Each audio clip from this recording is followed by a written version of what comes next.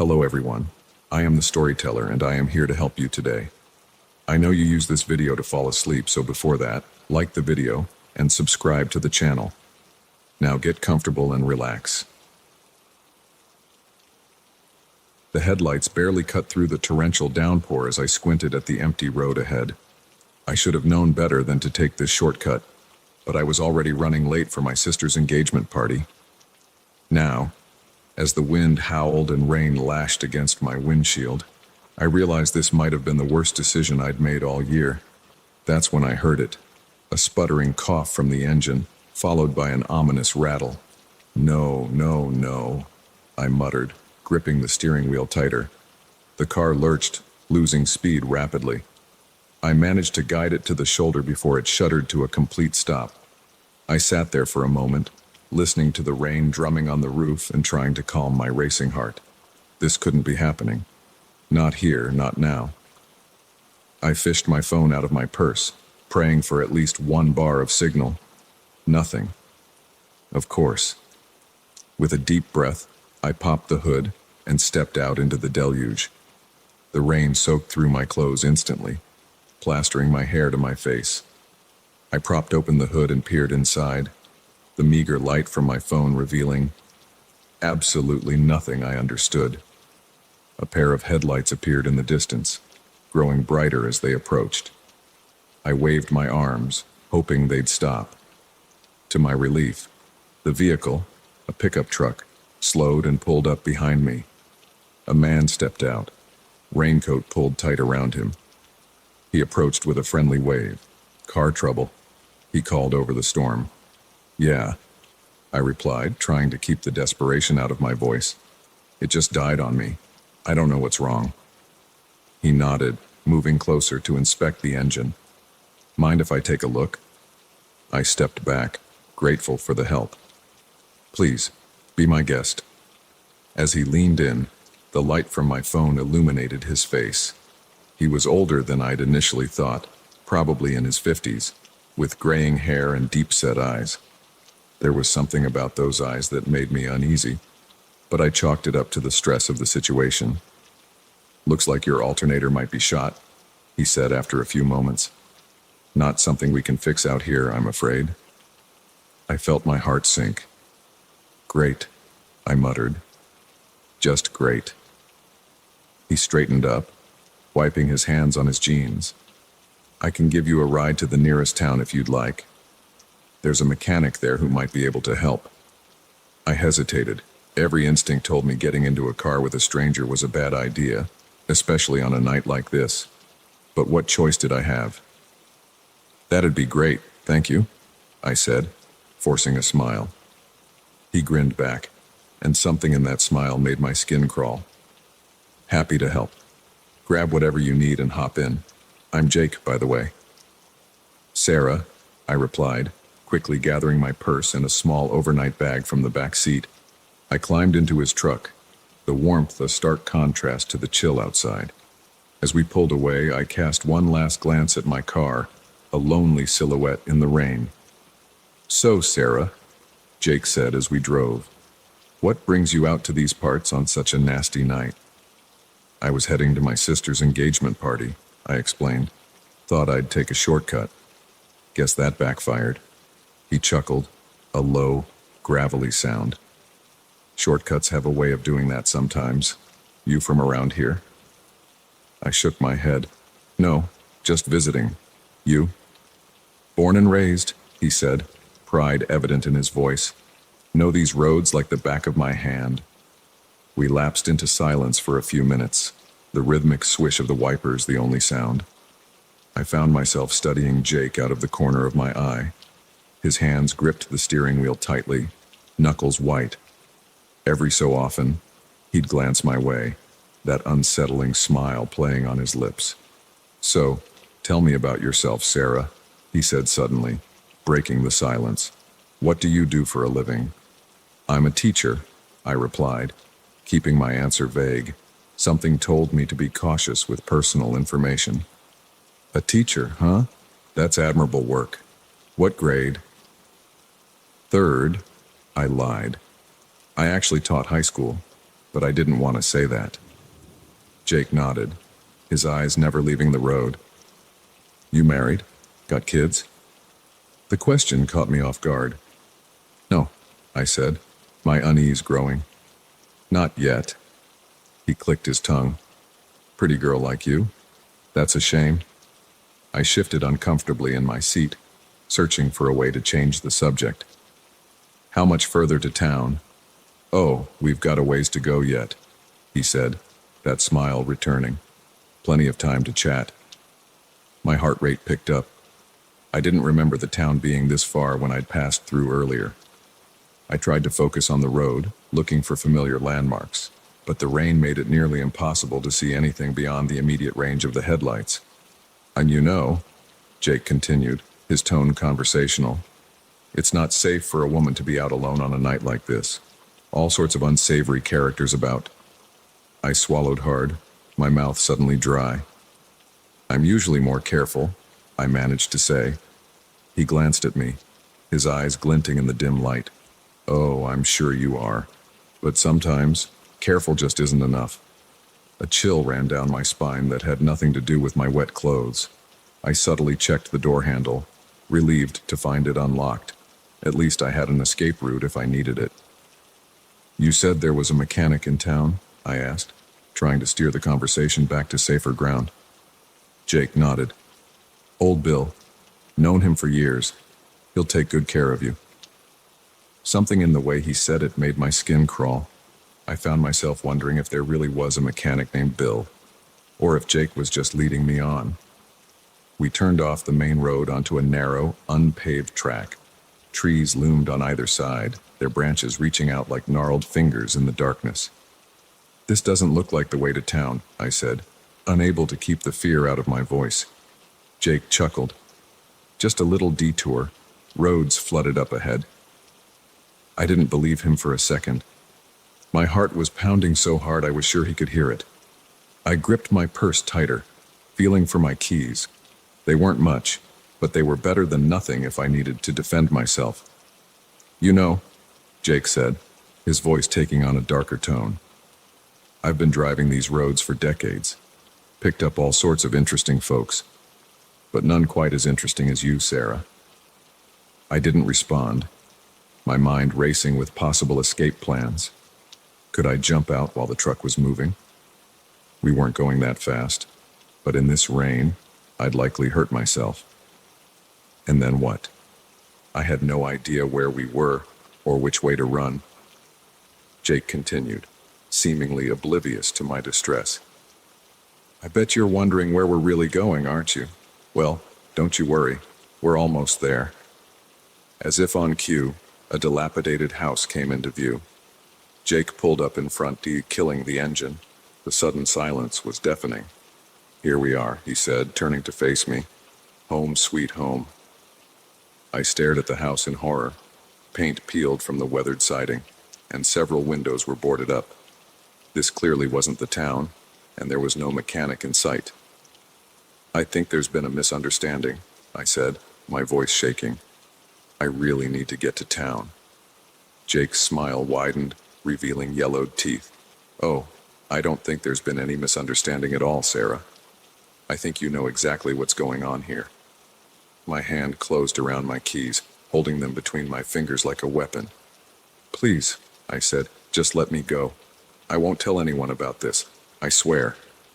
He laughed, a harsh, mirthless sound that made me flinch. Now why would I do that? We're just getting started. In that moment, I knew I had to act. As Jake reached for me, I swung my fist, keys protruding between my fingers. They connected with his face, drawing blood. He howled in pain and anger, giving me the opening I needed. I fumbled for the door handle, threw it open, and launched myself out into the rain. I hit the ground hard, mud splattering my clothes, but adrenaline propelled me forward. I could hear Jake cursing behind me, the sound of the truck door slamming. I ran blindly into the woods, branches whipping at my face, roots threatening to trip me with every step. Jake's shouts echoed behind me, spurring me on despite the burning in my lungs. I don't know how long I ran, Time seemed to stretch and contort, minutes feeling like hours. Eventually, I couldn't hear Jake anymore, but I didn't dare stop. The rain had eased to a drizzle, and through gaps in the canopy, I could see the first hints of dawn lightening the sky. Just when I thought I couldn't go on, I burst out of the tree line and onto a paved road. In the distance, I could see buildings, the town I'd been trying to reach all along. As I staggered toward civilization, a car approached. I waved frantically, praying it wasn't Jake. To my immense relief, a kindly-looking elderly couple pulled over, their faces etched with concern. "Are you all right, dear?" the woman asked as I collapsed into their back seat. I shook my head, tears finally spilling over. "No," I managed to say between sobs. "But I will be. Can you take me to the police station?" As we drove into town, I watched the sun rise, painting the sky in shades of pink and gold. I was safe, but I knew the memory of that night would haunt me for a long time to come. I made a silent vow to myself. No more shortcuts, no more trusting strangers. Sometimes, the longest way around is the safest way home.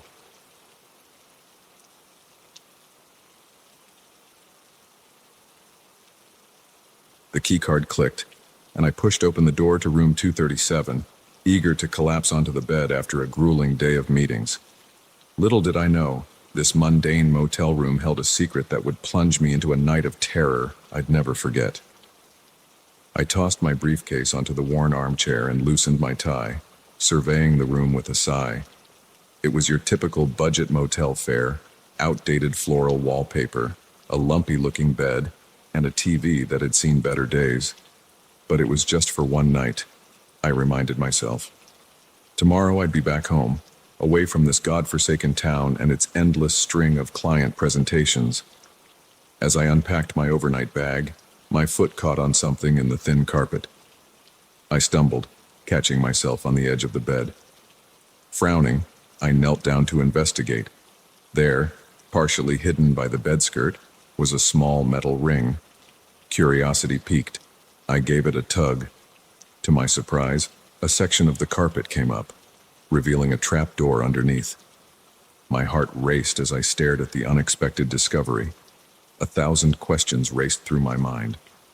What was this doing here? Where did it lead? I hesitated, common sense warring with curiosity.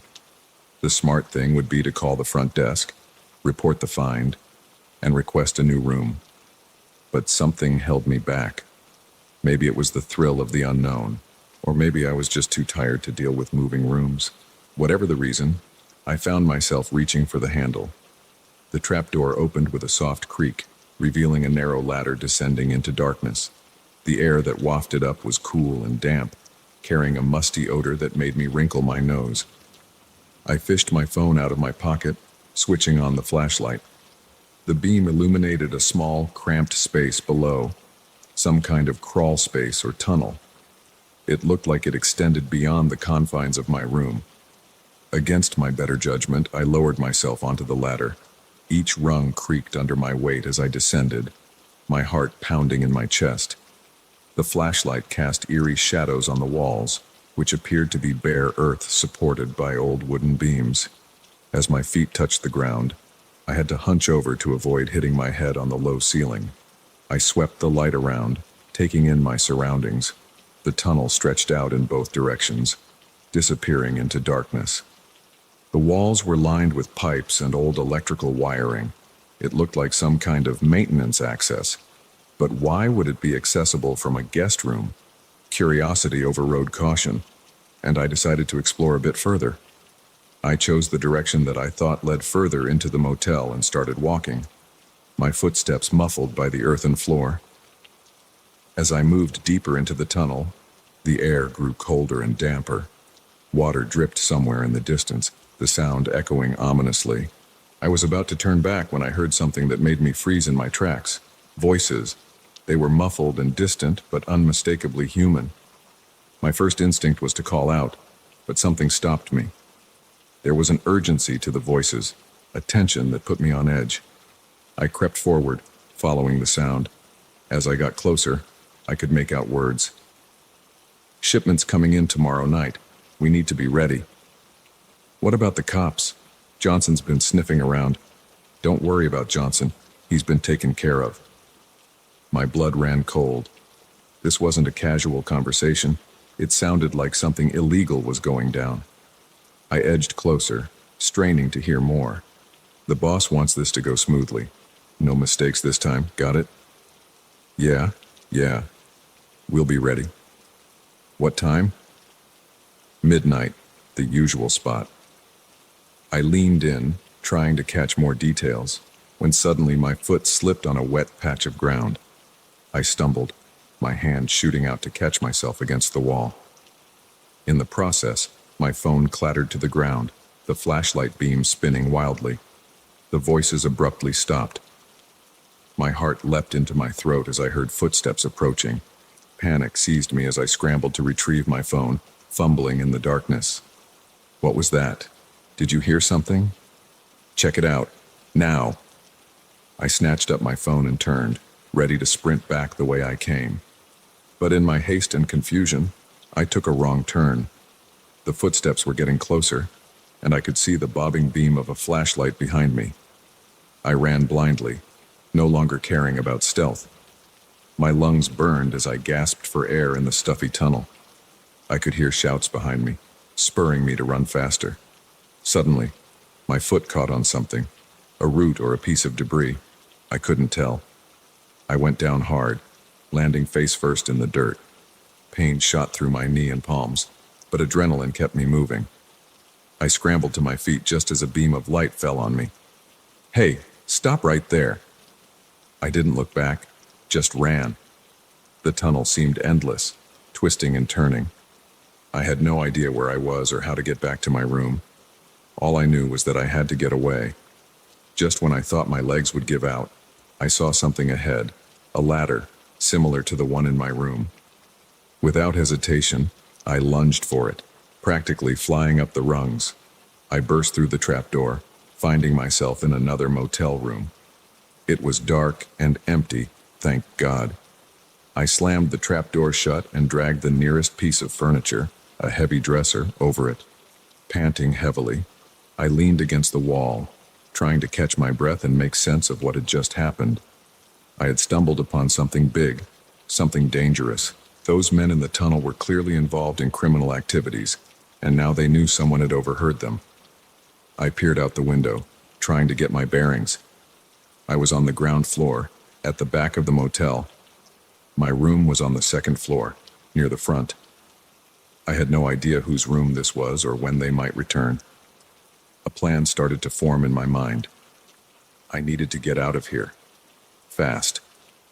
But first, I had to get back to my room and grab my things. I couldn't leave any trace of my presence.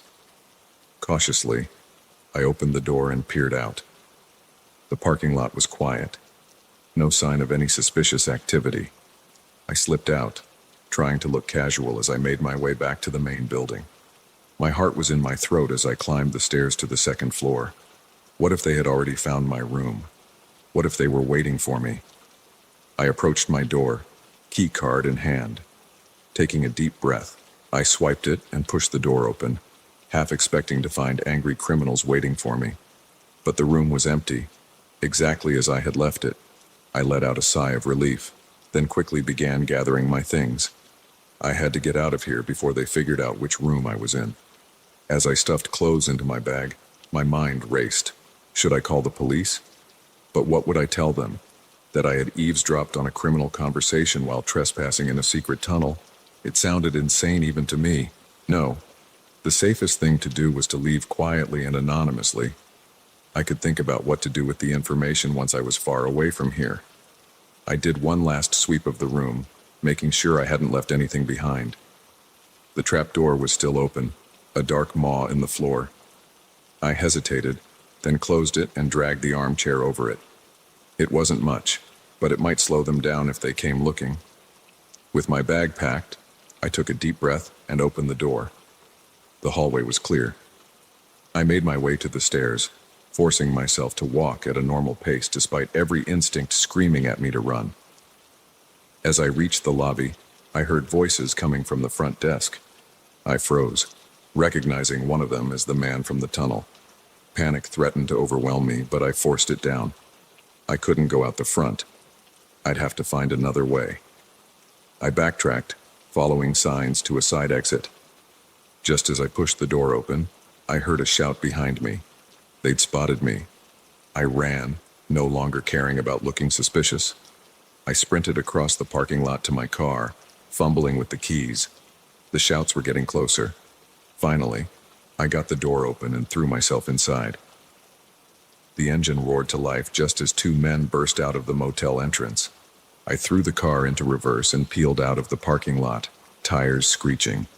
In my rearview mirror, I could see them running towards a parked car. They were going to follow me. My hands shook as I navigated the dark streets, constantly checking the mirror. How far would they chase me? What would they do if they caught up? I drove for hours, taking random turns, doubling back, doing everything I could to lose any tail. It wasn't until the sun started to rise that I finally allowed myself to relax a little. I pulled into a rest stop, exhausted and shaken. As the events of the night replayed in my mind, I realized how close I had come to real danger. All because of a hidden trapdoor and my own curiosity. As I sat there, watching the sunrise and contemplating my next move, one thing was clear. I would never look at a motel room the same way again. Sometimes, the secrets hidden behind closed doors are better left undiscovered.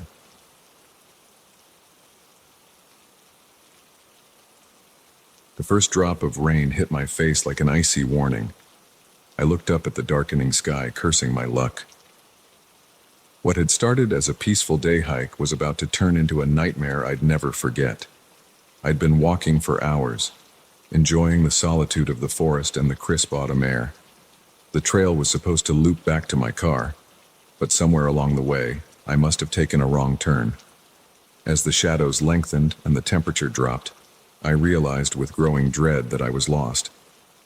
The rain started in earnest, fat drops pelting through the canopy above. I pulled my lightweight jacket tighter, but it did little to keep out the chill. My boots squelched in the quickly forming mud as I pushed on, hoping to find my way back to a familiar path. Thunder rumbled in the distance, and I picked up my pace. The last thing I needed was to be caught in a full-blown storm. As I rounded a bend in the trail, I saw something that made my heart leap. A cabin. It was small and weathered, its wooden walls gray with age, but it was shelter, and right now, that was all that mattered. I jogged towards it, relief flooding through me as I reached the small porch. The door was unlocked, creaking open at my touch. "Hello?" I called out, not wanting to intrude if someone was inside. No answer. I stepped in, blinking as my eyes adjusted to the dim interior. The cabin was sparse but cozy. A stone fireplace dominated one wall, and I could see a small kitchenette in the corner. A narrow staircase led up to what I assumed was a loft. It looked like it hadn't been used in a while. A fine layer of dust covered everything. I shrugged off my wet jacket, hanging it on a hook by the door. Outside, the storm was picking up, wind howling through the trees. I was grateful for the solid walls between me and the elements. After a bit of searching, I found some dry firewood stacked near the fireplace. It took a few tries with my damp matches, but soon I had a small fire going, its warmth a blessed relief after the chill of the rain. As I sat by the fire, trying to dry out, I couldn't shake the feeling that something was off. The cabin was a godsend, but why was it unlocked? And why did it feel like it had been abandoned in a hurry? I pushed the thoughts aside, chalking it up to an overactive imagination fueled by too many horror movies. I was safe, dry, and could wait out the storm. In the morning, I'd find my way back to civilization. As night fell, the storm showed no signs of letting up. The wind had picked up, whistling through gaps in the cabin's walls. Tree branches scraped against the roof, sounding unnervingly like claws trying to get in. I tried to distract myself by exploring the cabin more thoroughly. In a drawer, I found an old journal. Its pages were yellowed and brittle, the handwriting faded. I could only make out bits and pieces.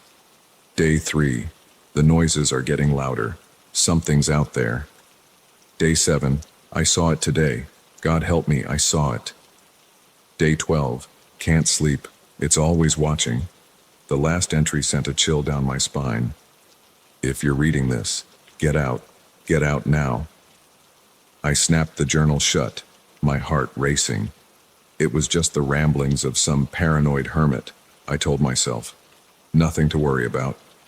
A loud crack of thunder made me jump, and suddenly the cabin was plunged into darkness. The fire had gone out. I fumbled for my flashlight, the beam barely piercing the thick darkness. As I moved to relight the fire, a sound froze me in place. It came from outside, a low, guttural growl that was definitely not the wind. I held my breath, straining to listen. There it was again, closer this time. And then another sound, the unmistakable crunch of footsteps on the porch. My mind raced. Was it a bear? A mountain lion? Whatever it was, I didn't want to meet it. I backed away from the door, looking for something to defend myself with. The footsteps stopped right outside the door. I could hear heavy breathing, snuffling at the crack under the door. My own breath came in short, panicked gasps. The door handle began to turn, slowly, deliberately. I raised my makeshift weapon, a fire poker I'd grabbed from beside the fireplace, ready to face whatever was coming through that door. But the door didn't open. Instead, the handle stopped moving, and I heard the footsteps retreat. Relief washed over me, but it was short-lived. A new sound reached my ears. Something was climbing up the side of the cabin. I could hear claws scraping against wood, moving towards the window. I backed into a corner, my eyes fixed on the window. A shadow passed by, momentarily blocking out what little moonlight filtered through the storm clouds. Then I saw it, a face pressed against the glass, but it wasn't human. Its eyes glowed an eerie yellow in the darkness, its features twisted into something nightmarish. Our gazes locked, and I felt a primal fear unlike anything I'd ever experienced before. It disappeared as quickly as it had appeared, but I could still hear it moving around outside, circling the cabin. I was trapped, with only a flimsy wooden structure between me and whatever that thing was. Hours passed like this, with me huddled in the corner, jumping at every sound. The creature, for lack of a better word, seemed content to wait me out, occasionally scratching at the walls or letting out a low growl to remind me of its presence. As the first light of dawn began to filter through the windows, the noises outside finally ceased. I waited, hardly daring to breathe, but there was nothing but silence. Slowly, cautiously, I approached the door. My hand shook as I reached for the handle. I took a deep breath, steeling myself, and yanked the door open. The porch was empty.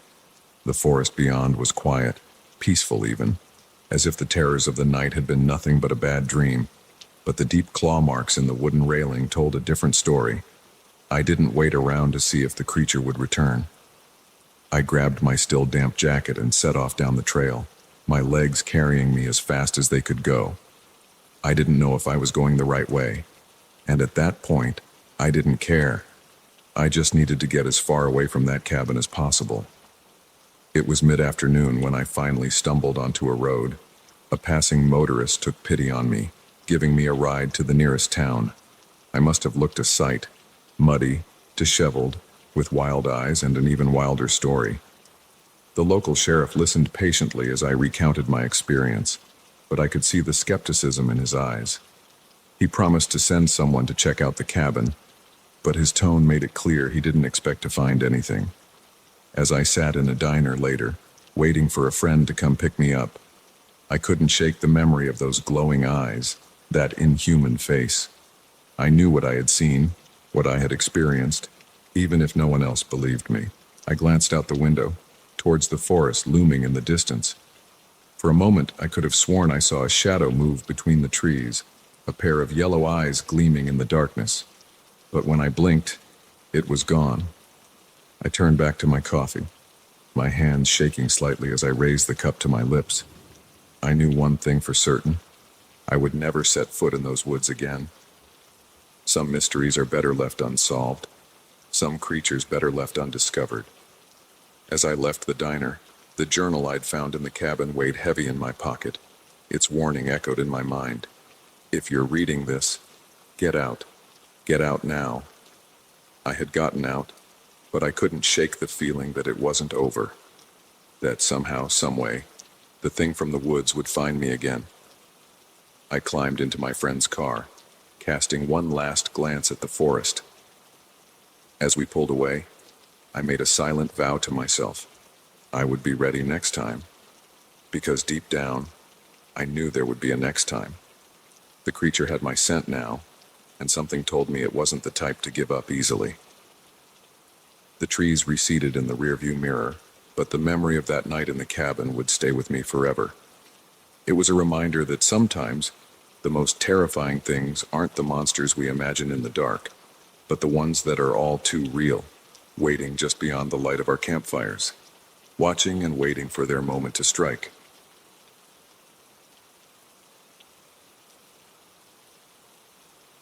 I never thought I'd have to fight for my own home, but there I was, staring into the eyes of a stranger who claimed my house was his, and I knew this night would end in either triumph or terror. It had been a long day at work, the kind where everything that could go wrong did. I was looking forward to nothing more than a hot shower, a glass of wine, and mindless TV before bed. As I turned the key in my front door lock, I was already mentally picking out which comfy pajamas I'd wear. The door swung open, and I stepped inside, kicking off my heels with a sigh of relief. That's when I noticed something off. There was a jacket I didn't recognize draped over the back of my couch. And was that the smell of cooking coming from my kitchen? My heart started to race. Had someone broken in? Should I call the police? Before I could decide, a man walked out of my kitchen, a dish towel slung over his shoulder. "Oh, hey there," he said, as casually as if we were old friends. "You must be the previous tenant. Did you forget something?" I stood there, frozen in shock. Previous tenant? What was he talking about? "Excuse me," I managed to say, my voice shakier than I'd like. "But who are you, and what are you doing in my house?" The man's friendly smile faltered for a moment. "Your house? I think there's been some misunderstanding. I just moved in today. The landlord gave me the keys this morning. I felt like I was in some bizarre dream." "That's impossible. I own this house. I've lived here for 3 years. He shook his head, looking concerned now. "Look, I'm sorry, but I think you've made a mistake. I have a signed lease right here." He walked over to the coffee table and picked up a folder, pulling out a document. I approached cautiously, my mind reeling. This had to be some kind of scam, right?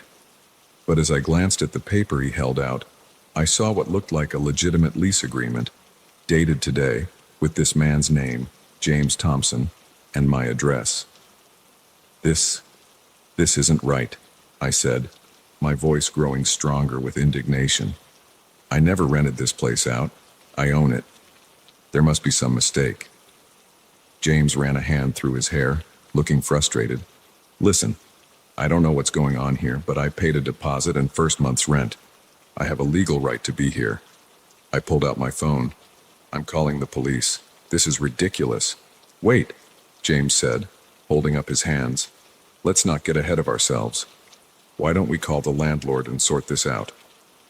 I hesitated. Part of me wanted to dial 911 right away, but another part worried about looking foolish if this really was some big misunderstanding. "Fine," I said. "Let's call the landlord. But I'm telling you, there is no landlord. I own this house." James nodded and pulled out his phone. He scrolled through his contacts and hit dial, putting the phone on speaker. After a few rings, a gruff voice answered. "Yeah? Mr. Peterson, this is James Thompson, the new tenant at 1242 Elm Street. There seems to be some confusion. The previous owner is here and says she never rented out the house." My jaw dropped. I recognized that voice. It belonged to my sleazy neighbor, Bob Peterson, who had been trying to get me to sell my house to him for months. Oh, must be a misunderstanding, Bob stammered. Don't worry about it, James. She probably just forgot she rented it out.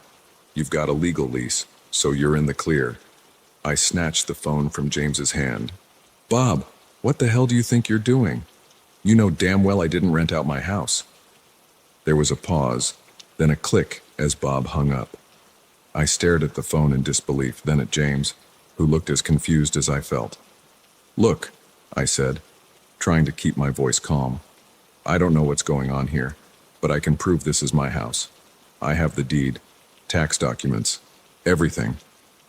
James held up his hands. Hey, I'm just as confused as you are. I answered an ad online, met with Mr. Peterson this morning, signed the lease, and got the keys. I've been moving in all day. I walked over to the bookshelf where I kept important documents, my mind racing. This had to be some elaborate scam by Bob. But why? And how did he get keys to my house? As I reached for the folder with my house documents, I noticed something else amiss. Several of my books were gone, replaced by ones I didn't recognize. I yanked open the drawer of the side table. My spare keys weren't there. A chill ran down my spine. Someone had been in my house, methodically replacing my things with someone else's. How long had this been going on? I turned back to James, who was watching me with a mix of concern and wariness. We need to call the real police, I said. Right now. He nodded slowly. Okay, but I'm telling you, I had no idea about any of this. I'm as much a victim here as you are. I wanted to believe him, but at this point, I didn't know what to think. I dialed 911 and quickly explained the situation. They said they'd send someone over right away. While we waited, I paced the living room, pointing out to James all the things that were mine, all the changes I'd made to the house over the years. He listened quietly, his brow furrowed. I have to ask, he said finally. Is there any chance you might have, I don't know, forgotten renting this place out? Maybe due to stress or... I shot him a glare that could have melted steel. No, absolutely not. I would never rent out my home, especially not to a stranger, and especially not through my creep of a neighbor. James held up his hands in surrender. Okay, I'm just trying to understand. The sound of a car pulling up outside made us both turn towards the window, but it wasn't a police cruiser. It was Bob's beat-up pickup truck. Oh, hell no, I muttered, storming towards the door. I yanked it open just as Bob was about to knock. He stumbled back, surprise and guilt flashing across his face. Oh, hey there. I was just coming to check on... things. Cut the crap, Bob, I snapped. What the hell do you think you're doing? How did you get keys to my house? And why are you pretending to be a landlord? Bob's eyes darted between me and James, who had come to stand behind me. He licked his lips nervously. Now, let's not get all worked up. I'm sure we can work this out. Work what out? I demanded. The fact that you've apparently been sneaking into my house and replacing my things, that you forged rental documents, that's breaking and entering fraud, and God knows what else. Bob's nervous smile faded, replaced by a scowl. Look, you should have just sold me the damn house when I offered. I told you I'd get it one way or another. I was speechless. The sheer audacity of it all was mind-boggling. James spoke up from behind me. So you're saying the lease isn't real? That this is all some scheme to, what, force her out of her own home? Bob shrugged. It would have worked if she hadn't come home early. A few more days and all her stuff would have been gone, replaced with yours. She'd have looked crazy trying to claim it was her house. I couldn't believe what I was hearing. The violation, the breach of trust. It was overwhelming. I felt tears of anger pricking at my eyes. Just then, the wail of a police siren cut through the night. Bob's face paled. You called the cops, he sputtered. Of course I called the cops, I yelled. What did you expect? As the police cruiser pulled up, I saw the fight go out of Bob. His shoulders slumped, and he suddenly looked very, very tired. The next few hours were a blur of police statements, evidence collection, and shocked neighbors coming out to see what all the commotion was about. James was apologetic, horrified to learn he'd been an unwitting pawn in Bob's scheme. He handed over the keys and lease without protest.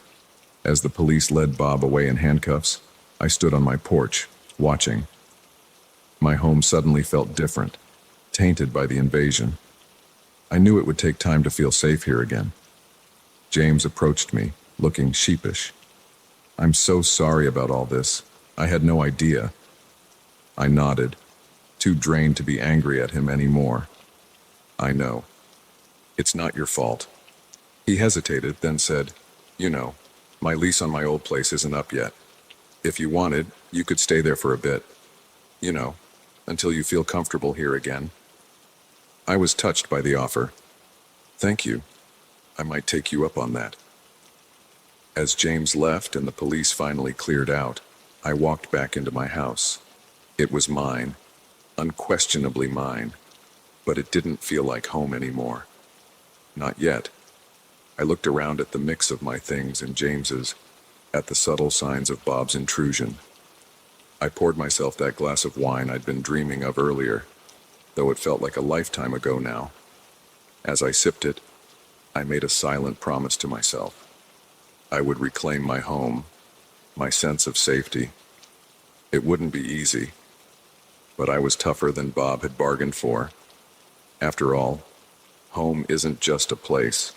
It's a feeling of security, of belonging, and I'd be damned if I'd let anyone take that away from me again.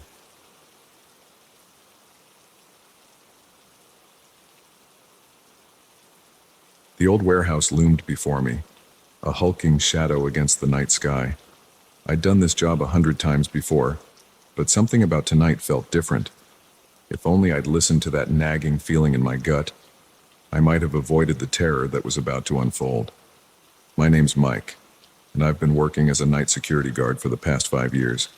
It's not the most exciting job in the world, but it pays the bills and gives me plenty of time to work on my novel. At least, that's what I tell myself to justify the long, lonely nights. This particular night started like any other.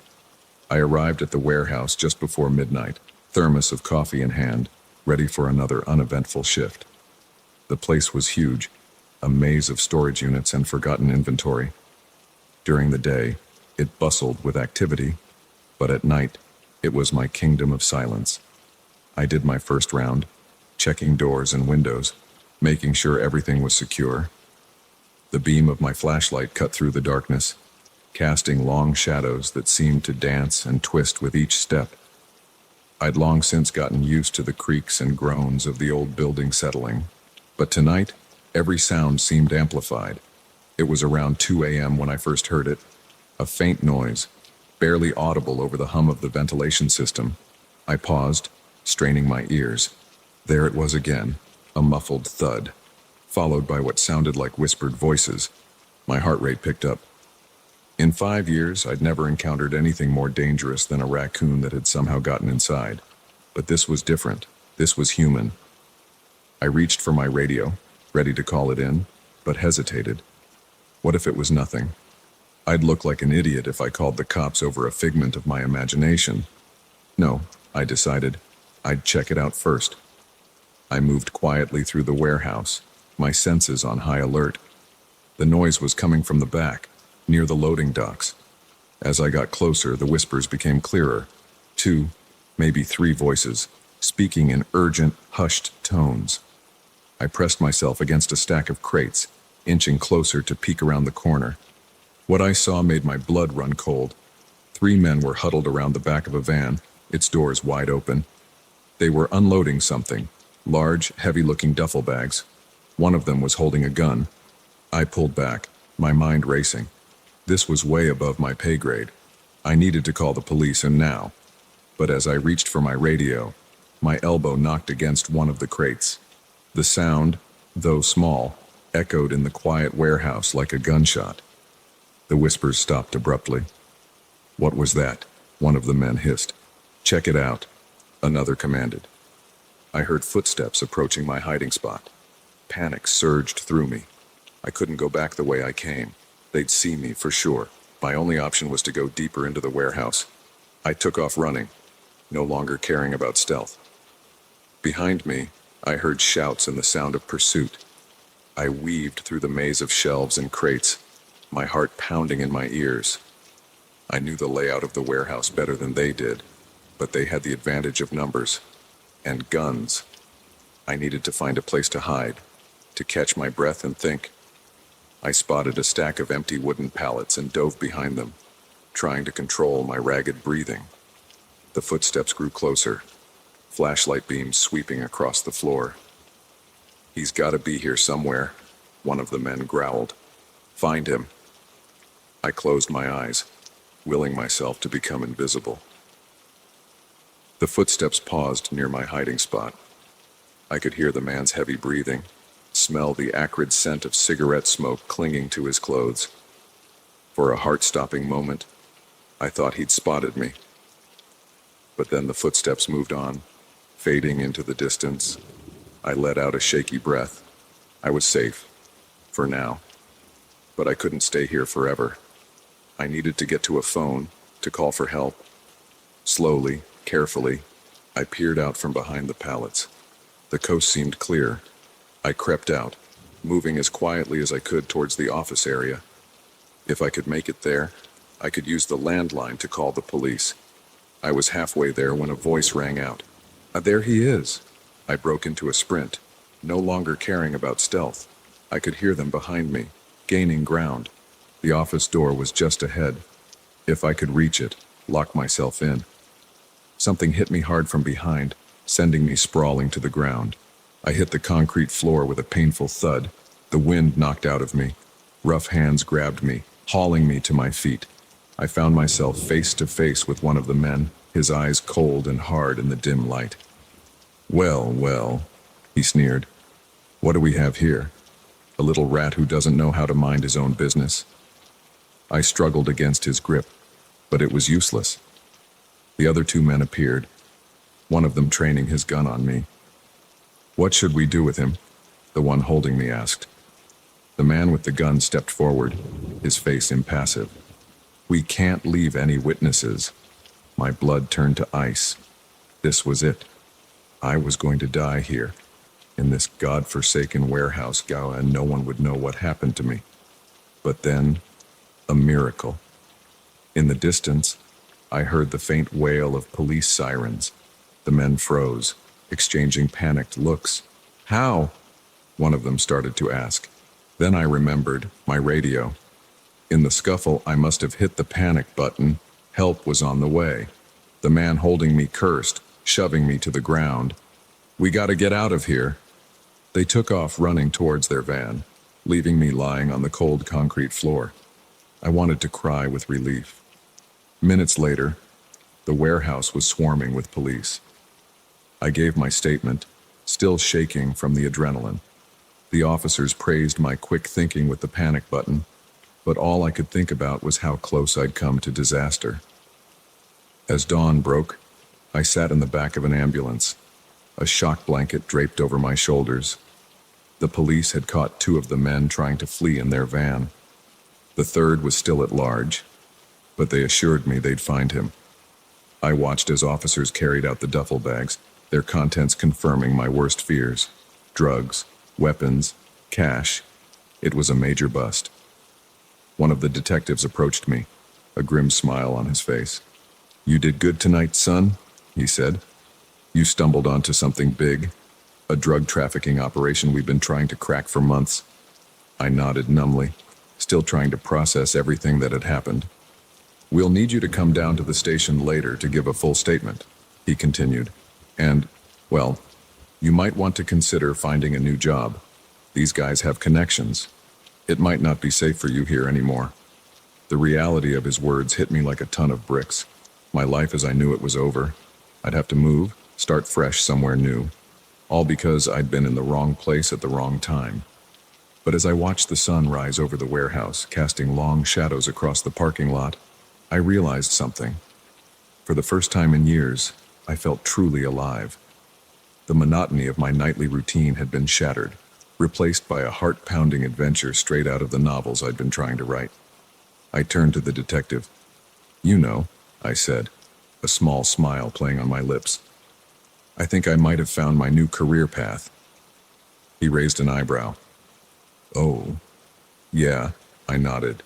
"How does one become a private investigator?" The detective chuckled, shaking his head. "One step at a time, kid. One step at a time." As I was driven away from the warehouse for the last time, I couldn't help but feel a mix of fear and excitement for what the future held. My boring nights as a security guard were over, but a new chapter was just beginning, and this time, I'd be the author of my own story. The warehouse faded in the rearview mirror, but the memory of that night would stay with me forever. It was the night that changed everything. The night I learned that sometimes the most ordinary job can lead to the most extraordinary adventure, and I was ready for whatever came next.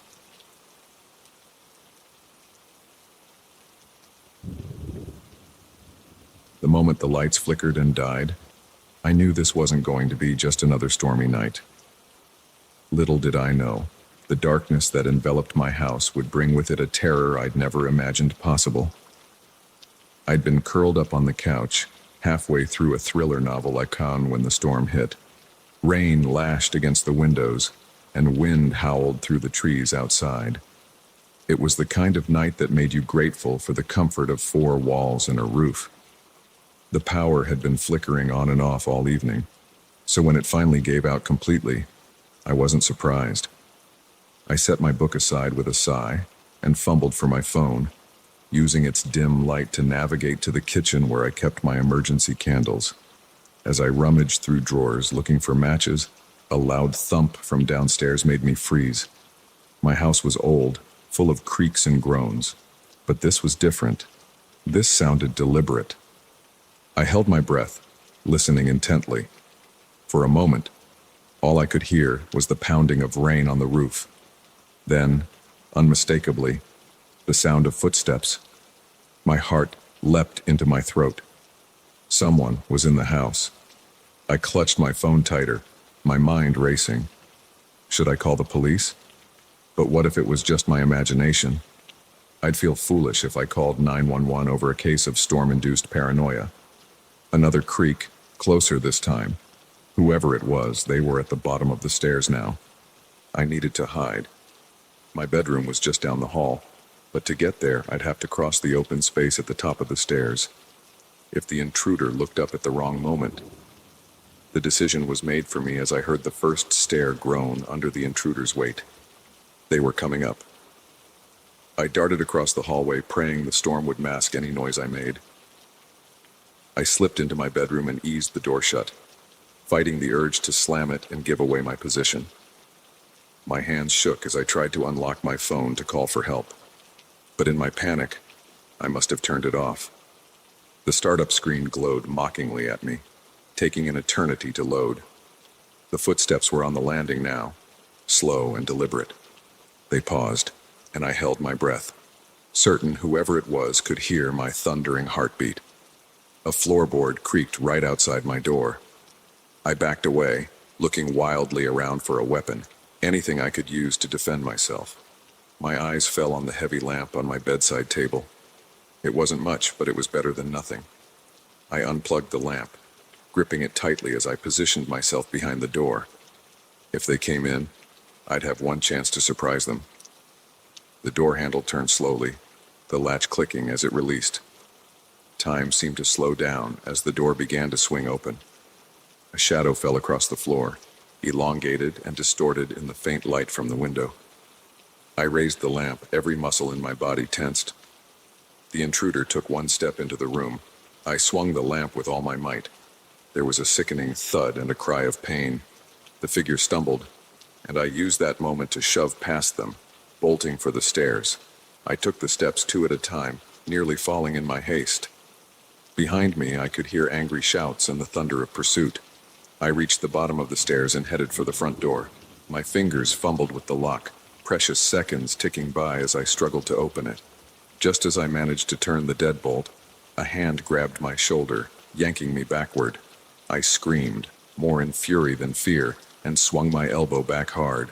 It connected with something solid, and the grip on my shoulder loosened. I wrenched the door open and burst out into the storm. Rain immediately soaked through my clothes as I ran down the driveway. I had no plan, no destination in mind other than away. My bare feet slapped against the wet pavement, small stones biting into my soles, but I barely noticed the pain. I chanced to look back and saw a figure silhouetted in my doorway. They seemed to hesitate for a moment before starting after me. I put on an extra burst of speed, rounding the corner onto the main street. Surely one of my neighbors would be home, would help me if I could just reach them. I ran to the nearest house, pounding on the door. "Help!" I screamed, my voice nearly lost in the howling wind. "Please, somebody help me!" No response. The house remained dark and silent. I moved to the next house, and the next, growing more desperate with each unanswered door. Where was everyone? The sound of running footsteps spurred me on. I couldn't tell how close my pursuer was. The storm distorted everything, making it impossible to judge distance. As I approached the end of the street, I saw a glimmer of hope. The Johnsons' house had a light on in the upstairs window. Someone was home. I sprinted towards their house, my lungs burning. Just a little further, just a little more. I was halfway up their driveway when something hit me from behind, sending me sprawling onto the wet grass. I rolled over to see my attacker looming over me, their features hidden in shadow. "No!" I yelled, kicking out wildly. My foot connected with their knee, and they stumbled back with a grunt of pain. I scrambled to my feet, ready to run again, when suddenly the area was flooded with light. The Johnsons' porch light had come on. "What's going on out here?" a gruff voice called out. I turned to see Mr. Johnson standing on his porch, a baseball bat in hand. Relief washed over me. "Please," I gasped. "Help me. This person broke into my house. They're trying to—" I broke off as I turned back to my attacker. In the light from the porch, I could finally see their face clearly. It was my neighbor, Ted. "Sarah," he said, looking as confused as I felt. "What are you talking about? I heard you screaming and came to check on you." I stared at him, my mind struggling to process this new information. But the noises, someone was in my house. Ted shook his head. "I didn't see anyone. Your front door was wide open, and I could hear you yelling from down the street." Mr. Johnson had come down from his porch, still clutching his bat. "Is everything all right?" I opened my mouth to explain, then closed it again. How could I explain what had happened when I wasn't even sure myself anymore? I thought someone had broken in," I said finally. "I heard noises." "It's an old neighborhood," Mr. Johnson said kindly. "These houses make all sorts of noises, especially in storms like this. Are you sure it wasn't just the wind?"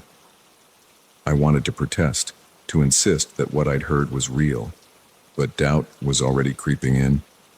Had I imagined it all? Had my fear turned creaky floorboards into an intruder? "Maybe," I said uncertainly. "I don't know anymore." Ted put a gentle hand on my shoulder. "Come on, let's get you back home.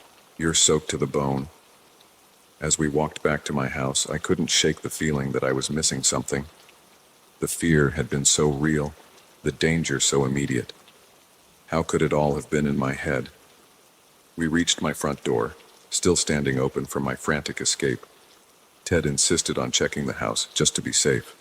I waited on the porch, shivering in my wet clothes, as he went from room to room. "All clear," he said when he returned. "No sign of anyone." I nodded, feeling a mix of relief and embarrassment. "Thank you. And I'm sorry for, well, attacking you." Ted chuckled. "No harm done, though you've got quite an arm on you. That lamp packs a punch." I managed a weak smile. "I'm never going to live this down, am I?" "Ah, don't worry about it," Ted said. "We've all had moments where our imagination gets the better of us. Get some rest. Things will look better in the morning." After Ted left, I locked the door securely and headed upstairs to change into dry clothes. As I passed the spot where I'd hit Ted with the lamp, something caught my eye. There, on the hardwood floor, was a muddy footprint. A large one, much bigger than my own foot. And it was facing towards my bedroom, not away from it like it would have been if it was Ted's from when he came to check on me. A chill ran down my spine as I realized the truth. There had been someone in my house, and they were still out there somewhere. I grabbed my phone, fully charged now, and dialed 911.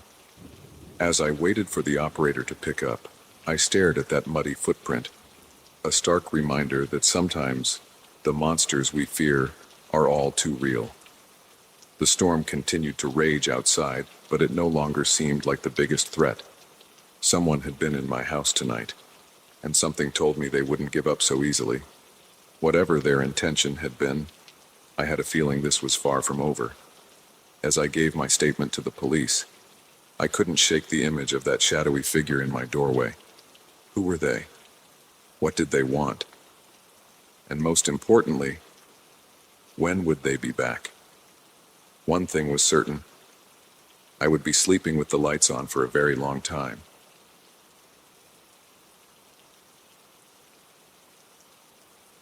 I never should have stopped. That's what I keep telling myself, replaying that moment over and over in my mind. But when I saw him standing there in the pouring rain, thumb out, looking so desperate, how could I have known that act of kindness would turn into the most terrifying night of my life? The windshield wipers were fighting a losing battle against the downpour as I drove along the winding country road. It was well past midnight, and I was exhausted from a long day of meetings in the city. But I was almost home. Just another hour or so of driving and I'd be in my own bed. That's when I saw him, a lone figure standing on the side of the road, illuminated briefly by my headlights. He was soaked to the bone, his clothes clinging to him like a second skin. As I got closer, I could see he was trying to hitchhike, his thumb stuck out hopefully. I hesitated. Every instinct told me to keep driving. It was late. I was alone, and picking up strangers was never a good idea. But something about the desperation in his posture made me slow down. I pulled over, rolling down the passenger side window just a crack. "You okay?" I called out over the sound of the rain. He jogged over, a look of relief washing over his face. "Thank God," he said, his voice barely audible over the storm. "My car broke down a few miles back. I've been walking for hours." I studied him for a moment. He looked harmless enough, maybe in his mid-30s, with a kind face and tired eyes. Against my better judgment, I unlocked the door. "Hop in," I said. "Where are you headed?" He slid into the passenger seat, water dripping from his clothes onto the upholstery. "Just to the next town," he said. "There's a motel there where I can stay for the night." I nodded and pulled back onto the road. "I'm Jake," I said, figuring I should at least know the name of the man I'd let into my car. "Mike," he replied with a grateful smile. "Thanks for stopping. I was starting to think I'd be out here all night." We drove in silence for a few minutes. The only sound, the rhythmic swish of the wipers and the drumming of rain on the roof. I snuck glances at Mike out of the corner of my eye. He was staring out the window, his expression unreadable in the darkness. "So," I said, trying to break the awkward silence, "what brings you out this way?" Mike turned to look at me, and for a split second, I saw something in his eyes that made my blood run cold. But it was gone so quickly I thought I must have imagined it. "Oh, you know," he said casually, "just passing through. What about you? You live around here?" I hesitated, suddenly aware of how much information I was giving to a complete stranger. Yeah, about an hour up the road." Mike nodded, his eyes still fixed on me. "Must be nice, living out in the country like this. Peaceful. Quiet." Something about the way he said it made the hair on the back of my neck stand up. I tightened my grip on the steering wheel, trying to shake off the growing sense of unease. "Yeah, it's nice," I said, keeping my eyes on the road. "Look, there's a gas station coming up. Maybe we should stop and see if they can help with your car." Mike's hand shot out, gripping my arm. "No," he said, his voice suddenly hard. Keep driving. I glanced at him, my heart starting to race. The kind, weary traveler was gone, replaced by someone else. His eyes were cold, his jaw set in a harsh line. I think you should let me out, I said, trying to keep my voice steady. No. He laughed, a sound devoid of any humor. I don't think so, Jake. We're going to keep driving, and you're going to take me exactly where I want to go. My mind raced, trying to figure out a way out of this situation. I could try to stop the car, but at this speed, in this rain, I'd likely crash. I could try to overpower him, but I had no idea if he was armed. What do you want? I asked, hating how my voice shook. Mike smiled, and it was the most terrifying thing I'd ever seen. What do I want? Oh, Jake, I want everything. He reached into his jacket and pulled out a knife, the blade glinting in the dim light of the dashboard. At first, I want your wallet, then your phone, and then we're going to take a little trip to your house. I bet a guy like you has some nice things. My stomach dropped. He knew where I lived, or at least, he knew it was close. I had to do something, and fast. Okay, I said, trying to sound calm. My wallet's in my back pocket. Let me pull over and I'll get it for you. Mike's grip on the knife tightened. Nice try. Keep driving. I'll get it myself. He leaned over, his free hand reaching around to my back pocket. In that moment of distraction, I made my move. I slammed on the brakes, sending us both lurching forward. Mike's head hit the dashboard with a sickening thud. Before he could recover, I threw the car into park and lunged for the knife. We grappled in the confined space, the knife between us like a deadly game of tug-of-war. I could feel the blade nicking my hand, but adrenaline dulled the pain. With a final burst of strength, I wrenched the knife from his grasp and threw it into the back seat. Mike roared with rage, his hands now free to pummel me with wild, angry blows. I raised my arms to protect my face, frantically searching for the door handle with my other hand. I found it and threw the door open, tumbling out onto the wet asphalt. Mike was right behind me, grabbing at my legs as I tried to scramble away. The rain was still coming down in sheets, making the ground slick and treacherous. I slipped and fell, Mike's weight landing on top of me. We rolled on the ground, each fighting for dominance. In the struggle, my hand closed around something hard and cold, a rock. Without thinking, I swung it with all my might. There was a sickening crack, and suddenly Mike's weight was gone. I scrambled to my feet, panting and disoriented. Mike lay on the ground, unmoving, blood mixed with rain, running in pink rivulets across the asphalt. For a terrifying moment, I thought I'd killed him. Then he groaned, stirring slightly. Relief and fear warred within me. He was alive, but for how long? And what would happen when he came to? I ran back to the car, my hands shaking so badly I could barely get the key in the ignition. As I pulled away, I could see Mike in my rearview mirror, slowly pushing himself up to a sitting position. I drove faster than I ever had in my life, not caring about the rain or the slick roads. All I wanted was to put as much distance between myself and Mike as possible. When I finally saw the lights of the next town, I nearly wept with relief. I pulled into the police station parking lot, my car barely in park before I was out and running towards the entrance. The next few hours passed in a blur of police statements and questions.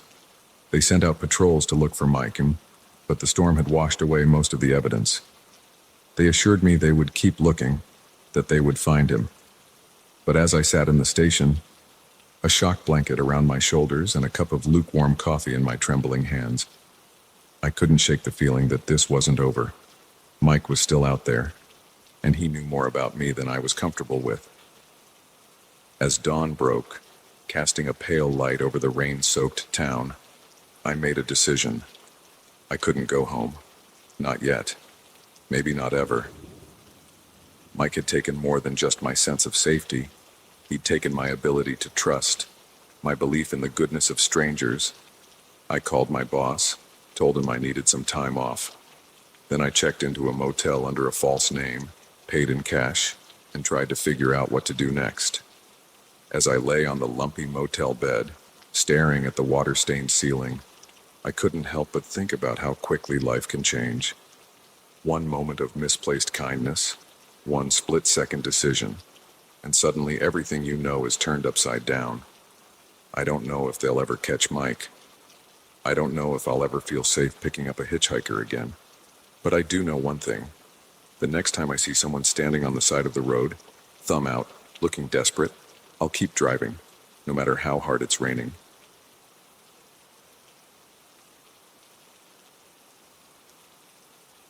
The moment I opened my hotel room door and saw a stranger rifling through my suitcase, I knew this wasn't going to be the relaxing business trip I'd planned. What I didn't know was that this encounter would spiral into a night of terror that would change my life forever. I'd just returned from a long day of meetings, my feet aching in my too tight dress shoes, my mind fuzzy from hours of PowerPoint presentations. All I wanted was a hot shower and to collapse into bed. But as I swiped my keycard and pushed open the door, I was jolted awake by the sight before me. A man, probably in his mid-30s, was standing over my open suitcase, my clothes strewn across the bed. He looked up as I entered, surprise flickering across his face before being replaced by an unconvincing smile. "Oh, hello," he said, his voice surprisingly calm. "There must be some mistake. This is my room." I stood frozen in the doorway, my mind struggling to process what was happening. "Your room?" I managed to stammer. "No, this is my room. 304. I checked in this morning." The man's smile never wavered, but I noticed his eyes darting towards the door behind me. I see the confusion. I just checked in an hour ago. The front desk must have made a mistake. Why don't we go down together and sort this out?" Every instinct I had was screaming that something was very wrong here. This man was lying, that much was clear. But why? And more importantly, what was he really doing in my room? I took a step back, my hand still on the door handle. "I think I'll call the front desk from here," I said, trying to keep my voice steady. His smile faltered for a moment. "No need for that," he said quickly. "Look, I have the key right here." He held up a key card identical to mine. My heart was pounding now. How did he get a key to my room? Was he working with someone at the front desk? I needed to get out of there, to get help. "Okay," I said, forcing a smile of my own. "Let's go down together and sort this out." I stepped back into the hallway, expecting him to follow. Instead, he lunged forward, shoving me hard. I stumbled, my back hitting the opposite wall of the corridor. Before I could recover, he was out the door, running towards the elevators. Without thinking, I took off after him. "Stop!" I yelled. "Security!" He reached the elevators and jabbed frantically at the call button, but luck was on my side. The doors remained stubbornly closed. He looked back at me, then at the stairwell door next to the elevators. Making a split-second decision, he burst through the door and started down the stairs. I followed, my dress shoes slipping on the concrete steps. I could hear his footsteps echoing below me, getting fainter as he widened the gap between us. As I reached the ground floor, I saw him dash across the lobby towards the main entrance. The night clerk looked up, startled by the commotion. "Stop that man," I shouted. "He was in my room." The clerk, a young man barely out of his teens, looked bewildered. He made a half-hearted attempt to step in front of the intruder, but the man easily dodged around him and burst out into the night. I ran out after him, the cool night air a shock after the stuffy stairwell. I looked left and right, but the street was empty. He was gone. Panting, I turned back to the hotel. The clerk was standing in the doorway, looking concerned and confused. "What happened?" he asked as I approached. "Who was that man?" I shook my head, still trying to catch my breath. "I don't know. I found him in my room, going through my things. He had a key somehow." The clerk's eyes widened. "That's impossible. We never give out duplicate keys." "Well, he had one," I snapped. my fear turning to anger. And now he's gone, probably with half my belongings. The clerk, looking increasingly distressed, ushered me inside. "Let's call the police," he said, "and I'll get the manager." The next hour was a blur of police statements and questions from the hotel staff. Yes, I was sure it was my room. No, I'd never seen the man before. Yes, he definitely had a key card. The police searched my room but found no signs of forced entry. My suitcase was a mess. But as far as I could tell, nothing was missing. Not even my laptop or the cash I'd stupidly left in my bag. "It doesn't make sense," I said to the detective, taking my statement. Why go through all that trouble if he wasn't going to steal anything? The detective, a tired-looking woman in her 50s, shrugged. Could be he was looking for something specific and didn't find it. Or maybe you interrupted him before he could take anything. But something about that explanation didn't sit right with me. The man hadn't seemed surprised or panicked when I first entered the room. It was almost as if he'd been expecting me. As the police were preparing to leave, the hotel manager approached me, wringing his hands nervously. "Miss Johnson, I can't apologize enough for this incident. We've comped your stay, of course, and if there's anything else we can do..." I cut him off. "I want to see the security footage from the hallway outside my room and the lobby." He hesitated. "I'm not sure that's... Either you show me, or I call my lawyer," I said, surprising myself with my forcefulness. 20 minutes later, I was staring at grainy security footage of the hallway outside my room. We watched as the man approached my door, looked around furtively, then swiped a key card. The door opened smoothly for him. The door... "How is this possible?" the manager muttered, more to himself than to me. But I was focused on something else. Just before he entered my room, the man looked directly at the camera and smiled. A chill ran down my spine. He wanted to be seen. We switched to the lobby footage, watching as the man calmly walked in through the front door about an hour before I returned. He approached the front desk, spoke briefly with the clerk, and was handed a key card. "That's impossible." The night clerk, who had joined us, said, "I never gave him a key. I've never even seen him before." But the footage didn't lie. Somehow, this man had managed to get a key to my room right under the hotel staff's noses. As I lay in bed that night, unable to sleep despite the upgraded suite and extra security the hotel had provided, my mind kept replaying the events of the evening.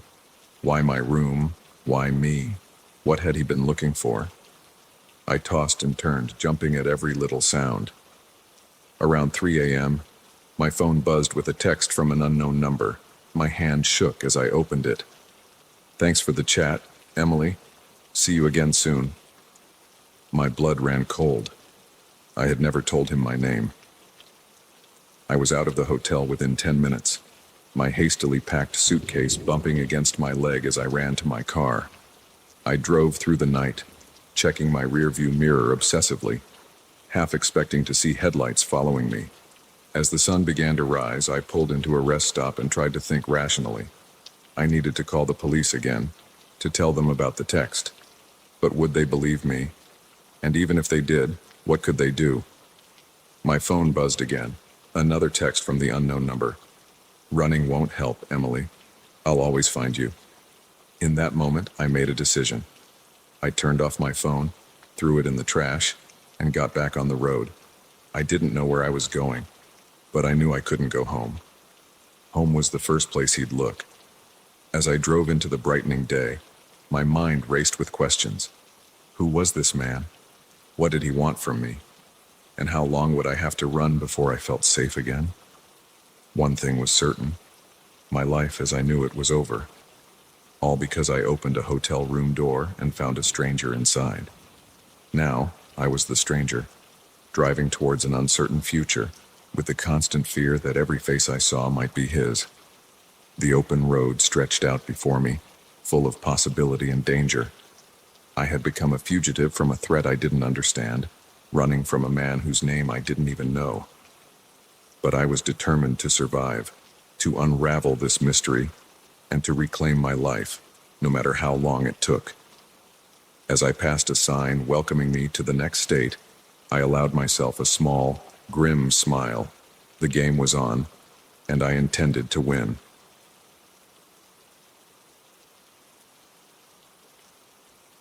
The moment I saw the cabin nestled in the woods, I thought I'd found the perfect escape. Little did I know, I was walking straight into a nightmare that would push me to the very edge of survival. I'd been planning this getaway for months. After a year of nonstop work and the messy end of a long-term relationship, I needed some time alone to decompress and rediscover myself. When I stumbled across the listing for a secluded cabin with no Wi-Fi and limited cell service, it seemed like fate. The drive up was beautiful, all winding roads and autumn-painted trees. As I pulled up to the cabin, I felt the tension in my shoulders start to ease. The place was rustic but charming, with a wide porch and windows that gleamed in the late afternoon sun. I was unloading my car when I first met Jim, the property's caretaker. He emerged from a path in the woods, startling me. "You must be Sarah," he said, his voice gruff but not unfriendly. "I'm Jim. I look after the place." I nodded, trying to hide my surprise. "Nice to meet you, Jim. I didn't realize anyone would be around." He waved a hand dismissively. "Oh, don't you worry about me. I've got my own place down the way. Just wanted to make sure you got in all right." Something about his smile made me uneasy, but I brushed it off as nerves from being in a new place. "Well, thanks," I said, hefting my bag. "I think I can manage from here." Jim nodded, his eyes lingering on me a beat too long. "You enjoy your stay now, Sarah. If you need anything at all, you just holler." I watched him disappear back into the woods, an inexplicable chill running down my spine despite the warm day. The inside of the cabin was just as charming as the outside. I spent the rest of the afternoon settling in, unpacking my books and art supplies. As the sun began to set, I made myself a simple dinner and curled up on the porch with a glass of wine, watching the stars come out. It was perfect, peaceful, exactly what I needed.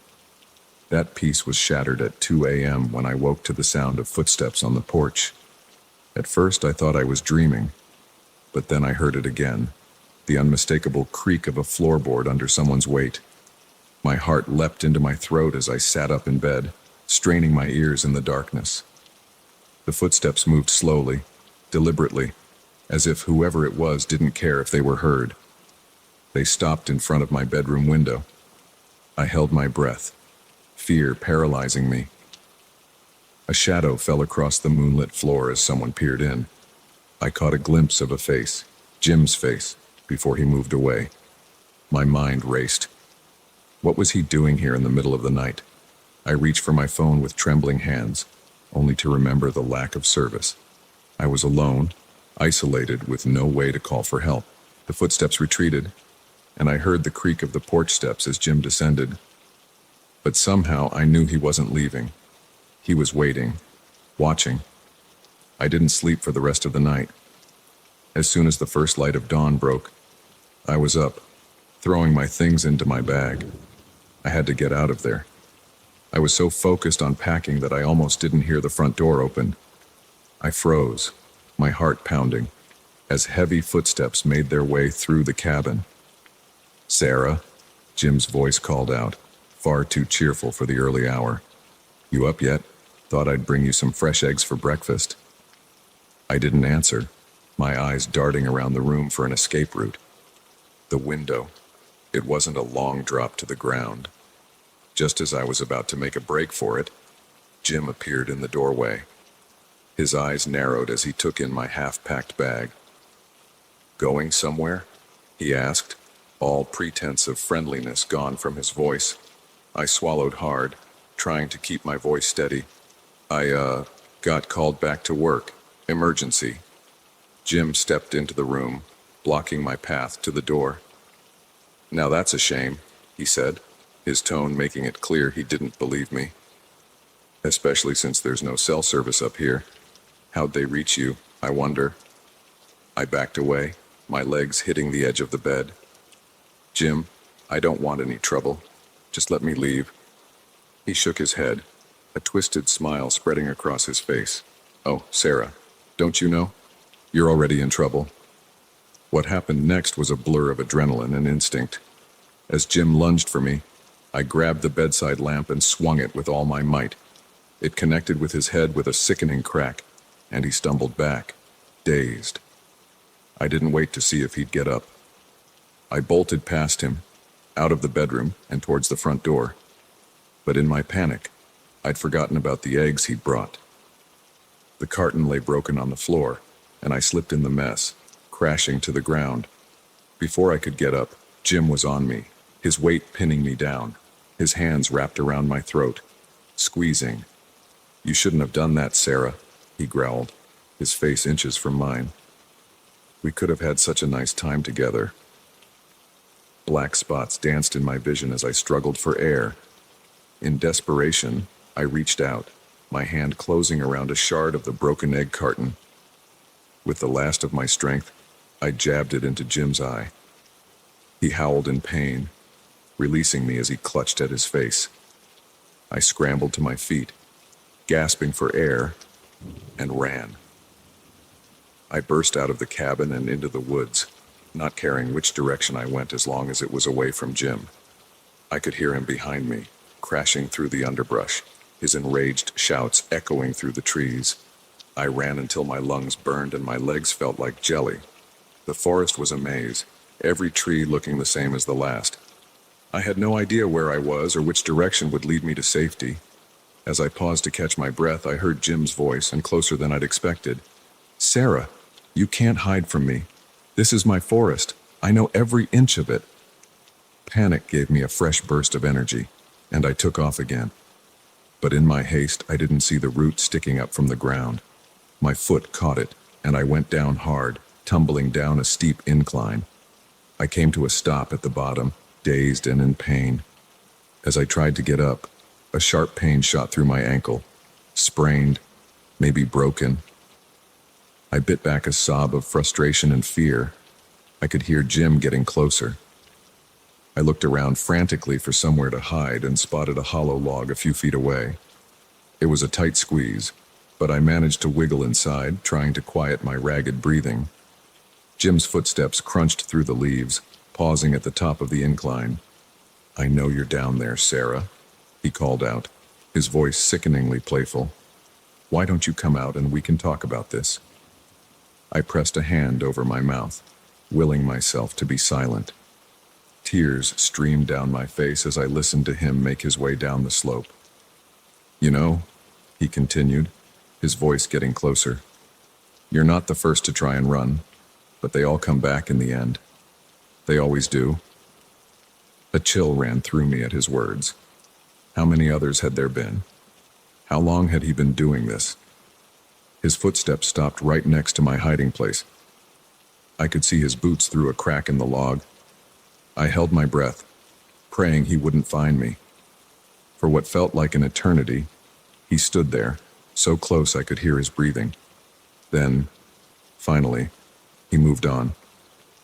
"I'll find you, Sarah," he called out as he walked away. "You can't hide forever." I waited until I couldn't hear him anymore before crawling out of the log. My ankle throbbed, but the pain was nothing compared to the fear coursing through me. I knew I couldn't outrun him, not in this condition. I needed a plan. Looking around, I spotted a sturdy branch that could serve as a makeshift crutch. As I leaned on it, testing my weight, an idea began to form. Jim thought he knew these woods better than anyone, but that was about to become his downfall. Over the next few hours, I set traps, tripwires made from vines, pitfalls covered with leaves, anything I could think of to slow him down or, better yet, incapacitate him. As the sun began to set, I heard Jim's voice again, closer this time. "Getting dark, Sarah. Woods can be dangerous at night. Why don't you come on out and we'll go back to the nice, warm cabin?" I gritted my teeth, steeling myself. This ended now. I let him see me, just for a moment, before limping away. I heard him laugh, thinking he had me. "That's right, Sarah. Nowhere to run now." I led him on a merry chase, always staying just out of reach, leading him deeper into my trap-laden section of the forest. I heard him curse as he tripped over one of my wires, then cry out in pain as he fell into a pitfall. That was my chance. I turned and hobbled as fast as I could towards where I thought the road might be. Behind me, I could hear Jim's enraged shouts growing fainter. Just when I thought my strength would give out, I saw it. The glint of moonlight on metal. A car. The road. I broke through the tree line, waving my arms frantically at the approaching headlights. The car screeched to a halt, and a startled couple peered out at me. "Please," I gasped. "Help me. Call the police."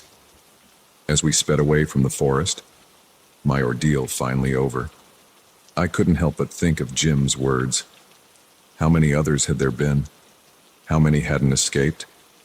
I made a silent vow then and there. Once I was safe, once Jim was behind bars, I would find out. I would make sure every one of his victims got justice. The cabin in the woods was supposed to be my escape. Instead, it became the battleground where I discovered just how strong I really was. And as the first police sirens began to wail in the distance, I knew my fight was far from over.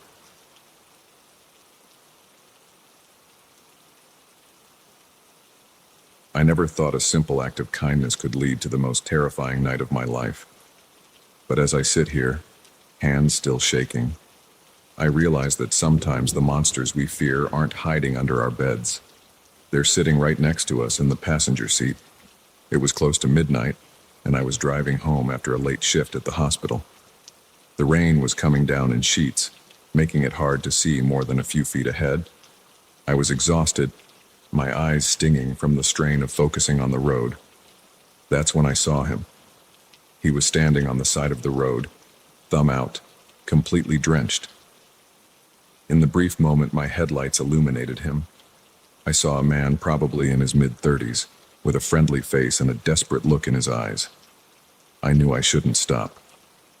Every instinct, every warning I'd ever heard about the dangers of picking up strangers, screamed at me to keep driving. But something, maybe the fatigue, maybe a misplaced sense of compassion, made me slow down. I pulled over, rolling down the passenger window just a crack. "You okay?" I called out over the sound of the rain. He jogged over, relief washing over his face. "Thank God," he said, his voice barely audible over the storm. "My car broke down a few miles back. I've been walking for hours." I hesitated for a moment, then made a decision I would come to regret. "Hop in," I said, unlocking the door. "And where are you headed?" He slid into the seat, water dripping from his clothes onto the upholstery. "Just to the next town," he said, flashing me a grateful smile. "I'm Tom, by the way." "Sarah," I replied, pulling back onto the road. "You're lucky I came along. Not many people out at this hour." Tom nodded, running a hand through his wet hair. "Yeah, I was starting to lose hope. You're a real lifesaver, Sarah." We drove in silence for a few minutes, the only sound the rhythmic swish of the wipers and the drumming of rain on the roof. I snuck glances at Tom out of the corner of my eye. He seemed harmless enough, staring out the window with a relieved expression. "So," I said, trying to break the awkward silence, "what do you do for a living, Tom?" He turned to me, and for a split second, I saw something in his eyes that made my blood run cold. But it was gone so quickly I thought I must have imagined it. "Oh, this and that," he said vaguely. "I'm between jobs at the moment. What about you? That looks like a nurse's uniform." I nodded, suddenly aware of how much information I was giving to a complete stranger. "Yeah, I work at St. Mary's. Just finished a 12-hour shift." Tom's eyebrows raised. 12 hours? You must be exhausted. Maybe I should drive." A wave of unease washed over me. "No, that's okay. I'm used to it." He shrugged, but I noticed his eyes lingering on the steering wheel. "If you're sure. So, you live around here?" I hesitated, then lied. "No, just passing through, visiting a friend." Tom nodded, but something in his expression told me he didn't believe me. The uneasy feeling in my stomach grew. We turned off the main road onto a narrower, less well-lit street. Trees loomed on either side, their branches reaching out like gnarled fingers in the darkness. "This doesn't look like the way to town," I said, unable to keep the fear out of my voice. Tom's demeanor changed in an instant. The friendly facade dropped, replaced by something cold and calculating. "No," he said, his voice low and menacing. "It's not." My heart began to race. I gripped the steering wheel tighter, my knuckles turning white. "I think you should get out now," I said, trying to keep my voice steady. He laughed, a sound devoid of any warmth. "I don't think so, Sarah. We're going to keep driving, and you're going to take me exactly where I want to go." I saw him reach into his jacket, and my breath caught in my throat. Was he armed? I couldn't risk finding out. In a moment of desperation, I slammed on the brakes. The car skidded on the wet road, fishtailing wildly. Tom was thrown forward, his head smacking against the dashboard. I didn't wait to see if he was okay.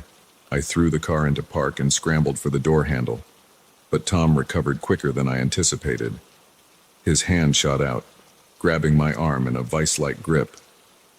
"That wasn't very smart, Sarah," he growled, pulling me back. I fought against his grip, my free hand searching frantically for anything I could use as a weapon. My fingers closed around my travel mug in the cup holder. Without thinking, I swung it at Tom's head. The mug connected with a sickening thud. Hot coffee splashed everywhere, and Tom's grip loosened. I took the opportunity to wrench the door open and tumble out into the rain. The ground was slick, and I slipped as I tried to run. I could hear Tom cursing behind me, the car door slamming as he gave chase. I ran blindly into the woods that lined the road, branches whipping at my face, my shoes sinking into the muddy ground. My lungs burned, and my legs felt like lead, but terror kept me moving. I could hear Tom crashing through the underbrush behind me, getting closer with each passing second. He was bigger, stronger, and wasn't exhausted from a 12-hour shift. Just when I thought my legs would give out, I saw a glimmer of light through the trees. A house. Hope surged through me, giving me a final burst of energy. I burst out of the tree line and into a small clearing. An old farmhouse stood before me, a single light burning in an upstairs window. I sprinted towards it, my feet slipping on the wet grass. I reached the porch and began pounding on the door. "Help!" I screamed, my voice hoarse. "Please, somebody help me!" I heard movement inside, then the porch light flickered on. The door opened to reveal an elderly man, his eyes wide with concern. "Please," I gasped, "let me in. There's a man. He's trying to—" I didn't get to finish. A hand grabbed my shoulder, spinning me around. Tom stood there, his face twisted with rage, blood trickling from a cut on his forehead where I'd hit him with the mug. Now, Sarah," he said, his voice eerily calm. "Don't go telling tales. We wouldn't want our new friend here to get the wrong idea." The elderly man looked between us. Confusion and fear etched on his face. "What's going on here?" he demanded. Tom opened his mouth to speak, but I cut him off. "He's not who he says he is," I blurted out. "He made me drive him here. He's dangerous. Please, call the police." For a moment, nobody moved. Then, quicker than I thought possible, the old man reached behind the door and pulled out a shotgun. "You," he said, pointing the gun at Tom, "you get off my property now." Tom's eyes darted between the gun and me. I could see the calculations running behind his eyes. Finally, he stepped back, hands raised. "This isn't over," he said, his eyes locked on mine. Then he turned and disappeared into the darkness. The old man ushered me inside, locking the door behind us. As the adrenaline wore off, I began to shake uncontrollably. The man's wife appeared, wrapping a blanket around my shoulders and pressing a cup of tea into my hands as her husband called the police. Hours later, after giving my statement to the police and watching them comb the woods for any sign of Tom, I sat in the farmhouse kitchen, still unable to believe what had happened. "You're lucky," the officer said as he finished taking my statement. "We've been looking for this guy for months. He suspected in at least 3 abductions in the area. I nodded numbly, the full weight of what I'd escaped finally hitting me. If I hadn't stopped when I did, if I hadn't fought back. As dawn broke, casting a pale light over the rain-soaked landscape, I made a silent vow. I would never pick up a hitchhiker again, no matter how harmless they looked, no matter how bad the weather. The kindness of strangers is a beautiful thing, but sometimes that kindness can be our undoing. I learned a hard lesson that night. The monsters we fear aren't always obvious. Sometimes they come with a friendly smile and a hard luck story. But I also learned that I was stronger than I ever knew, capable of fighting back when it mattered most. As I finally left the farmhouse, ready to drive home in the patrol car the officers had offered, I took one last look at the woods where I'd run for my life. Somewhere out there, Tom was still lurking. But he hadn't broken me. He'd only made me stronger, more cautious, more aware. And if our paths ever crossed again, I'd be ready. Because now I knew the truth. Sometimes, the most dangerous predators are the ones hiding in plain sight, waiting for a moment of kindness to strike.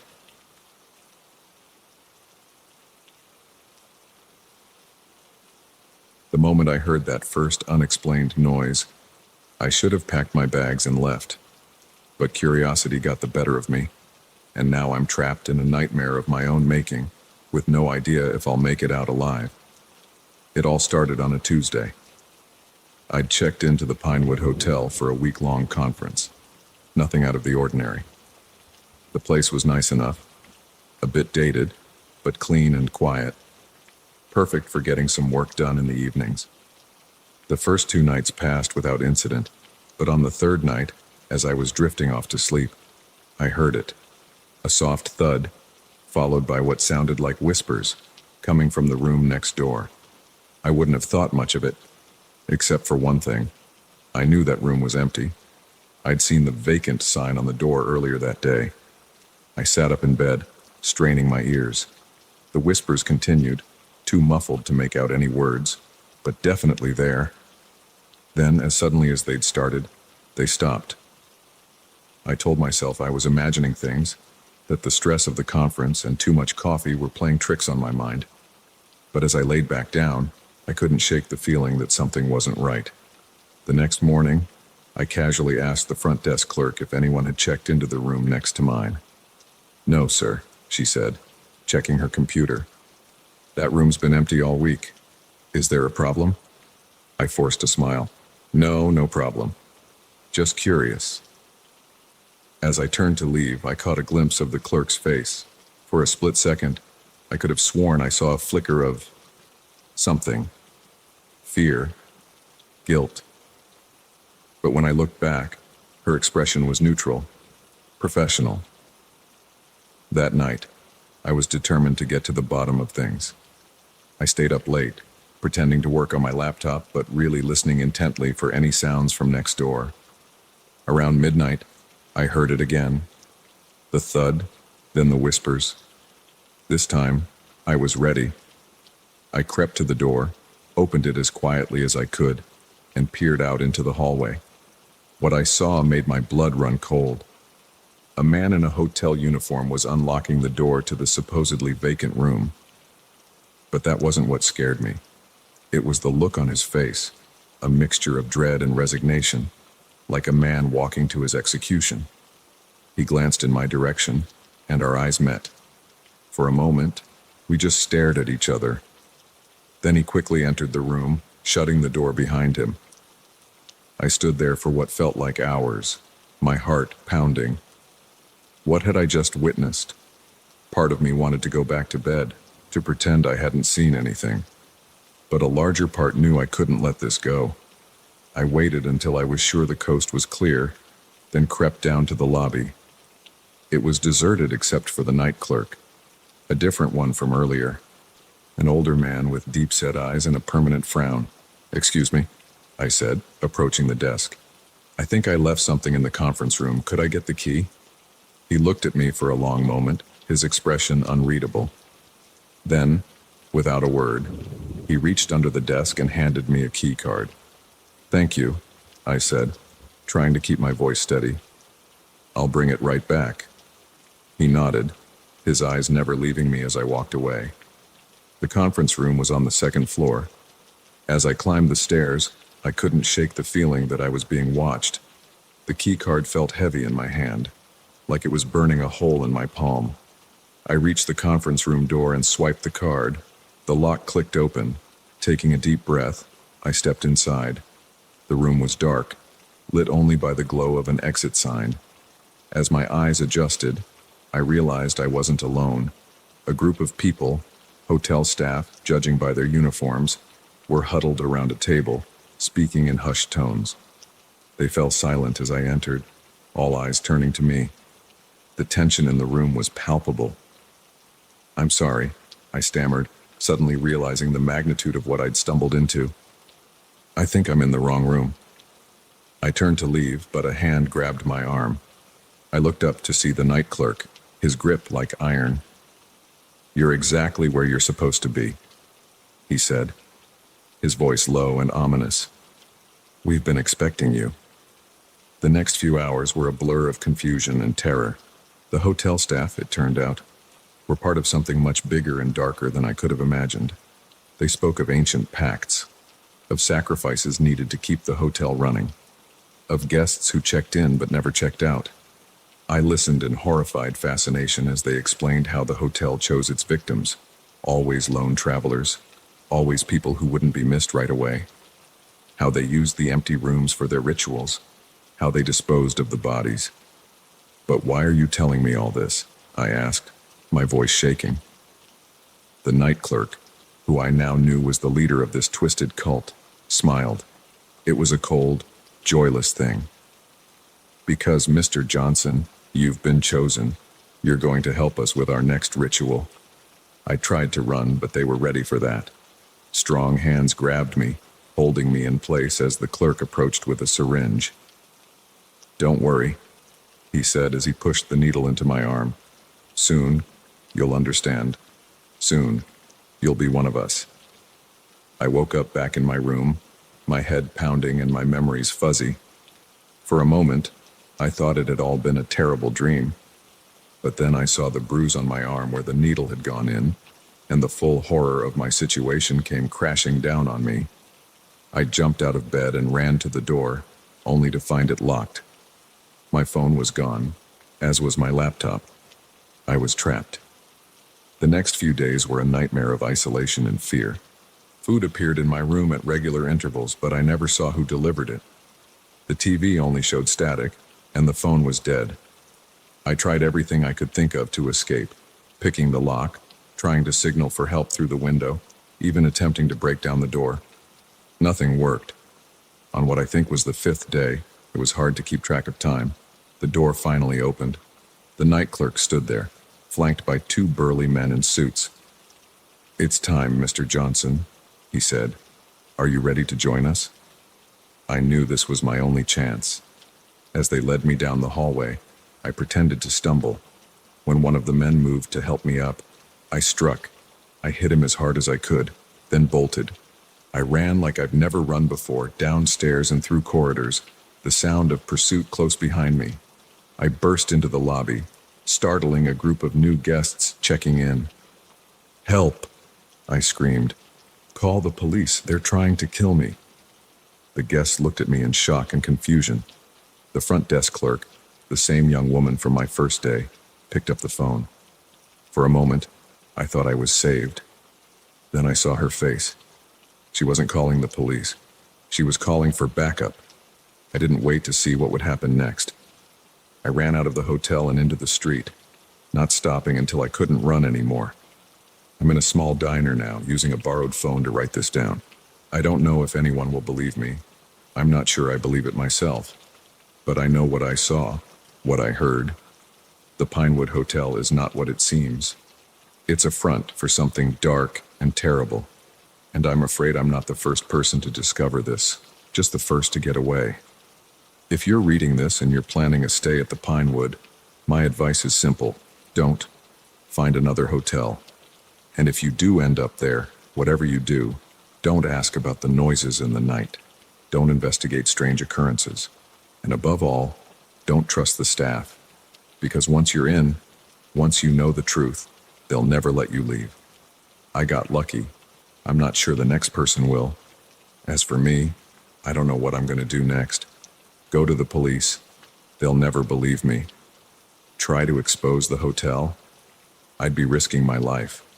For now, all I can do is run and hope that somehow, someday, the truth about the Pinewood Hotel will come to light. But one thing's for certain, I'll never look at a hotel the same way again. Because now I know that sometimes the real monsters aren't hiding under the bed. They're the ones handing you the room key with a smile.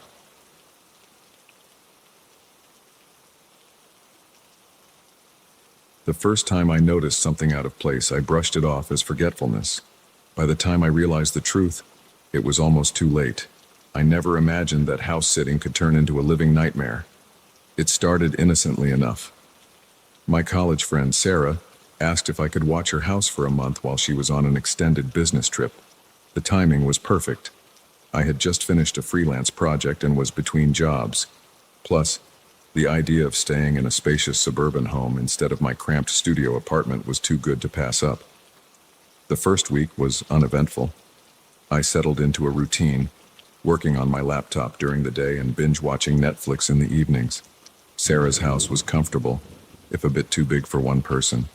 Sometimes I'd catch myself looking over my shoulder, feeling like I was being watched, but I chalked it up to being in an unfamiliar place. It was on day 8 that I noticed the first oddity. I woke up and went to the kitchen to make coffee, only to find that the mug I'd left in the sink the night before was now sitting on the counter, clean and dry.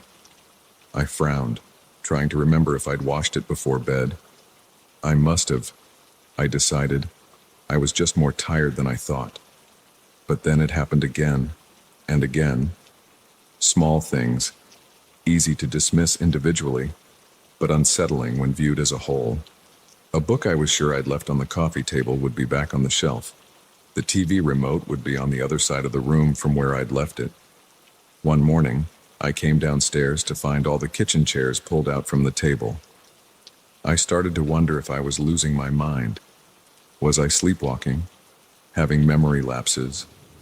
I began taking photos of rooms before I went to bed, comparing them to how things looked in the morning. More often than not, there would be subtle differences. By the third week, I was a nervous wreck. I'd started sleeping with the bedroom door locked, jumping at every creak and groan of the house settling. I considered calling Sarah, but what would I say? I think your house is moving things around at night. She'd think I was crazy. It was on a Tuesday night that everything came to a head. I'd had trouble falling asleep, tossing and turning for hours before finally drifting off. A noise jolted me awake. A soft thud, like something being set down carefully. I lay perfectly still, straining my ears. There it was again, a shuffling sound, coming from downstairs. My heart began to race. This wasn't my imagination. There was someone in the house. I reached for my phone with trembling hands, ready to call 911. But as my fingers touched the screen, a horrible thought struck me. What if they'd cut the phone lines? In movies, that's always what the intruders did first. Slowly, careful not to make a sound, I got out of bed. I needed to see what I was dealing with. I crept to the bedroom door and pressed my ear against it. The shuffling had stopped, but now I could hear something else. Breathing. Slow, steady breathing, just on the other side of the door. I stumbled back, clapping a hand over my mouth to stifle a scream. The doorknob began to turn, slowly, deliberately. I looked around frantically for a weapon, anything I could use to defend myself. My eyes fell on a heavy glass vase on the dresser. I grabbed it, hefting its weight in my hands as I backed away from the door. The door opened with agonizing slowness. I raised the vase, ready to strike. But what I saw in the doorway made me freeze in shock. It wasn't a burglar. It wasn't a serial killer. It was a man, but not like any man I'd ever seen. He was tall, impossibly thin, with limbs that seemed too long for his body. His skin was pale, almost translucent, and his eyes, His eyes were black voids, pupilless and empty. For a moment, we just stared at each other. Then he spoke, his voice a dry whisper that seemed to come from everywhere and nowhere at once. "You weren't supposed to see me." The vase slipped from my numb fingers, shattering on the floor. The sound seemed to break whatever spell had fallen over us. The man, creature, and whatever it was, lunged forward with inhuman speed. I don't remember deciding to move. One moment I was frozen in terror, the next I was shoving past him, running down the hallway towards the stairs. I could hear him behind me, his breathing raspy and excited. I took the stairs two at a time, nearly falling in my haste. My only thought was to get out, to get to my car and drive as far away as possible. But as I reached the bottom of the stairs, I saw something that made my blood run cold. The front door was gone. Where it should have been was just a blank wall. I spun around, looking for another way out. But everywhere I looked, things were wrong. The layout of the house had changed. Doors that should have led outside now opened into more rooms. Windows showed only darkness beyond, as if the house was floating in a void. "You can't leave," the voice said behind me. "None of us can."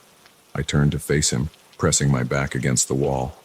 "What are you talking about? What is this place?" He tilted his head, regarding me with those empty black eyes. "This house, it's alive. It feeds on us, on our fear, our despair.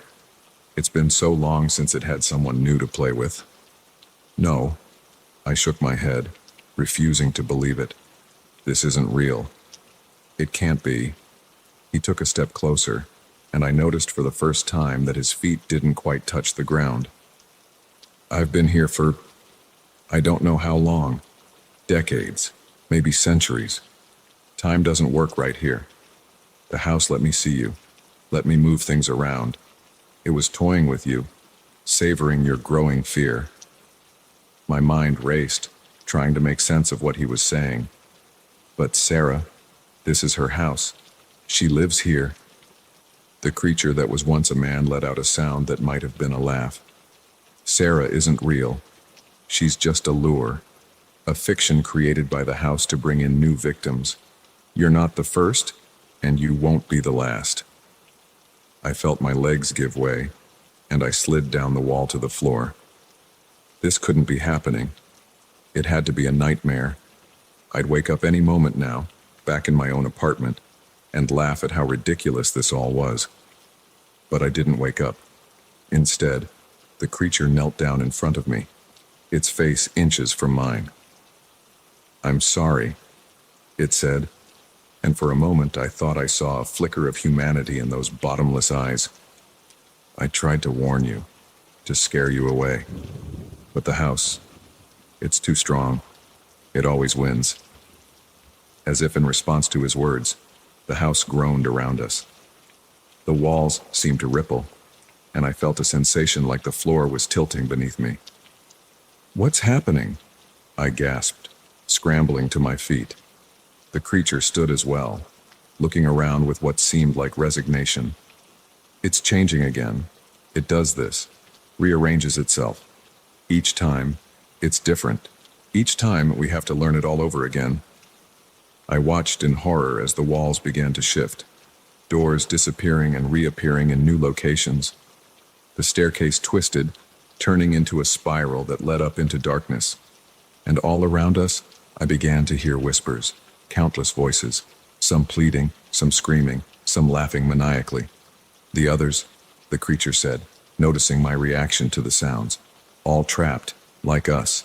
Sometimes we see each other, sometimes we don't. The house decides." I shook my head, still unable to fully comprehend what was happening. There has to be a way out. We can't just give up. For the first time, I saw something like pity in the creature's expression. "Oh, we don't give up. We keep trying, keep searching. But the house, it enjoys that. Our hope, our desperate attempts to escape. It's all part of the game." As the house's transformation slowed, I found myself in what looked like a long corridor, lined with doors. Each one was different, some old and weathered, others sleek and modern. The creature stood at the far end, already beginning to fade into the shadows. "Wait," I called out. "What do I do now?" Its voice came back to me, growing fainter with each word. "Survive, explore, and whatever you do, don't trust what you see. Nothing here is what it seems." And then it was gone, leaving me alone in the impossible corridor. I stood there for a long time, trying to come to terms with my new reality. Part of me still clung to the hope that this was all some elaborate hoax or hallucination, but deep down, I knew the truth. I was trapped, caught in the grip of something beyond my understanding. Finally, I took a deep breath and looked at the doors stretching out before me. Each one could lead to salvation or damnation. There was no way to know. With no other choice, I stepped forward and grasped the handle of the nearest door. As I turned it, I silently vowed that I wouldn't become like the creature I'd met. I wouldn't let this house break me. Somehow, some way, I would find a way out. The door swung open, revealing a room that defied the laws of physics. And as I stepped through, I realized that my nightmare was only just beginning.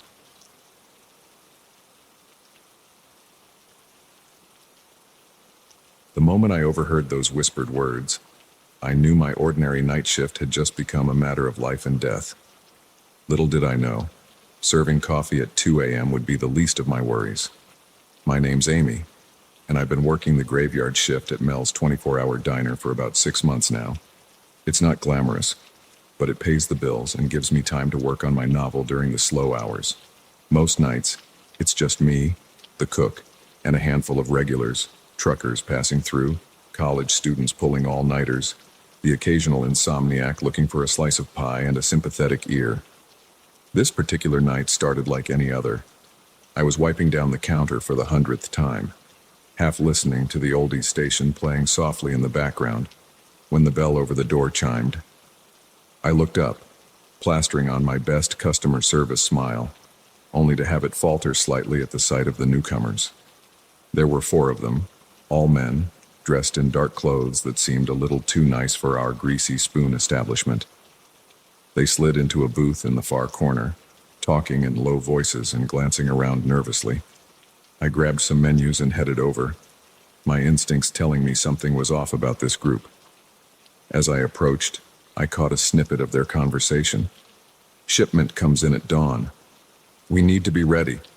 They fell silent as soon as they noticed me, fixing me with hard stares that made my skin crawl. "Welcome to Mel's," I said, proud of how steady my voice sounded. "Can I start you gentlemen off with some coffee?" The man closest to me, a burly guy with a scar running down his left cheek, nodded curtly. "Coffee, black, for all of us." I jotted it down, even though it was unnecessary, just to have something to do with my hands. "I'll be right back with that. Take your time with the menus." As I walked back to the counter, I could feel their eyes on me. My mind was racing. What kind of shipment were they talking about? And why did they look so nervous? I poured their coffees with shaking hands, trying to act normal. When I brought the mugs over, they had pushed the menus aside, untouched. "Anything to eat?" I asked, more out of habit than expectation. The man with the scar shook his head. "Just the coffee, and some privacy." I nodded and retreated, my heart pounding. As soon as I was back behind the counter, I pulled out my phone, ready to call the police. But what would I say? I had no real evidence of anything illegal, just a bad feeling and a fragment of an overheard conversation. I decided to wait, to see if I could learn more. I busied myself with mindless tasks, all the while keeping an ear tuned to their booth. Their voices were too low to make out words and all, but their tone was urgent, intense. About an hour passed this way. The men nursed their coffees, heads bent close together in discussion.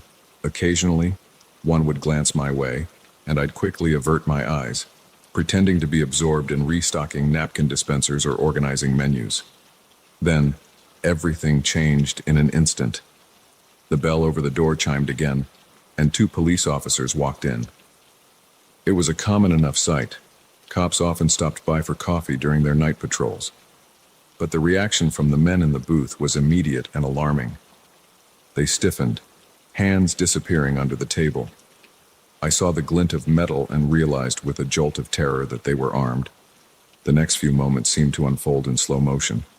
The cops, oblivious to the tension, ambled up to the counter. The men in the booth were coiled like springs, ready to act. And I stood frozen between them, suddenly understanding that I was the only thing preventing a bloodbath in my diner.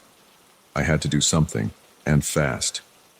Taking a deep breath, I stepped towards the cops, positioning myself so my back was to the booth.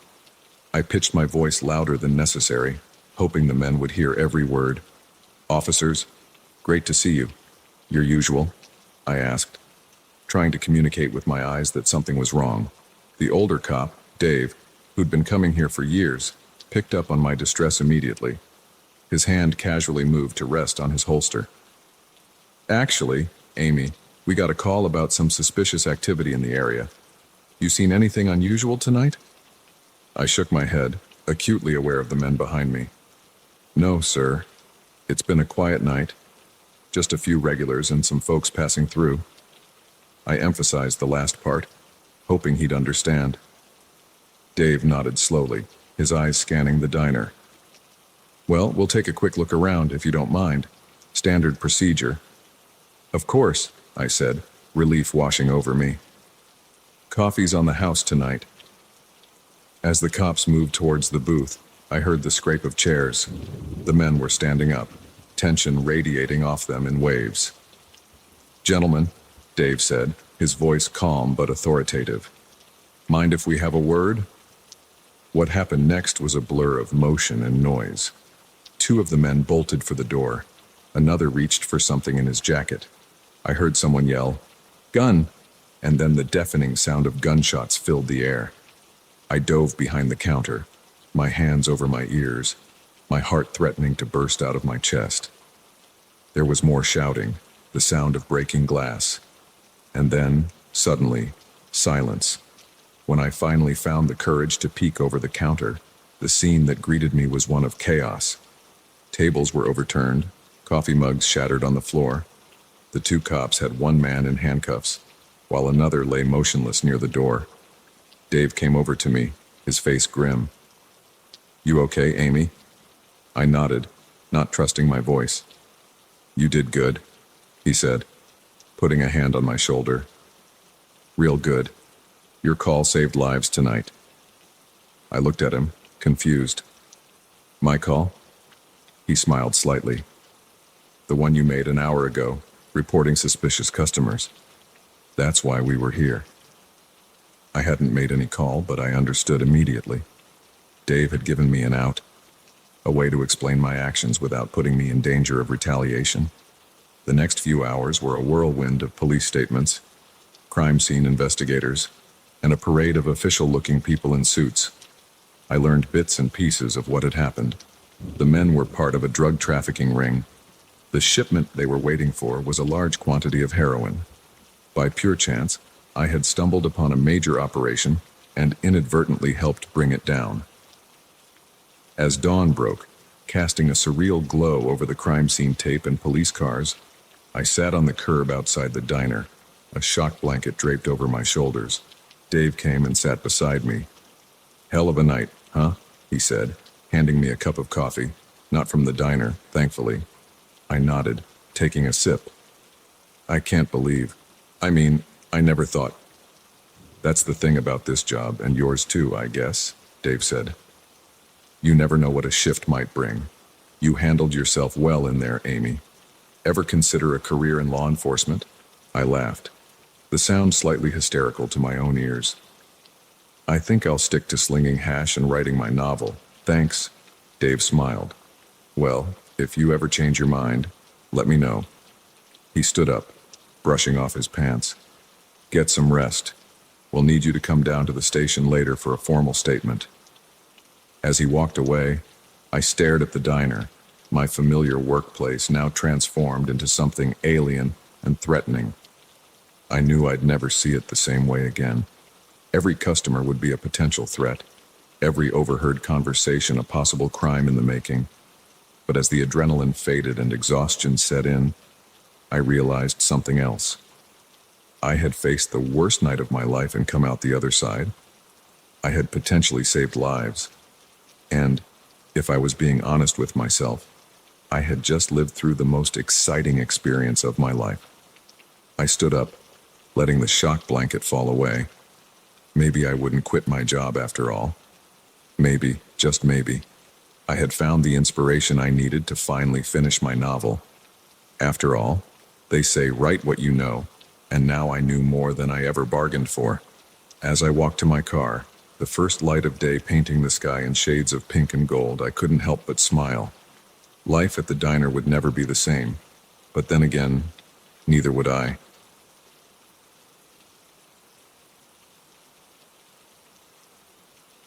The moment we stepped into that abandoned house to escape the storm, I knew we'd made a terrible mistake.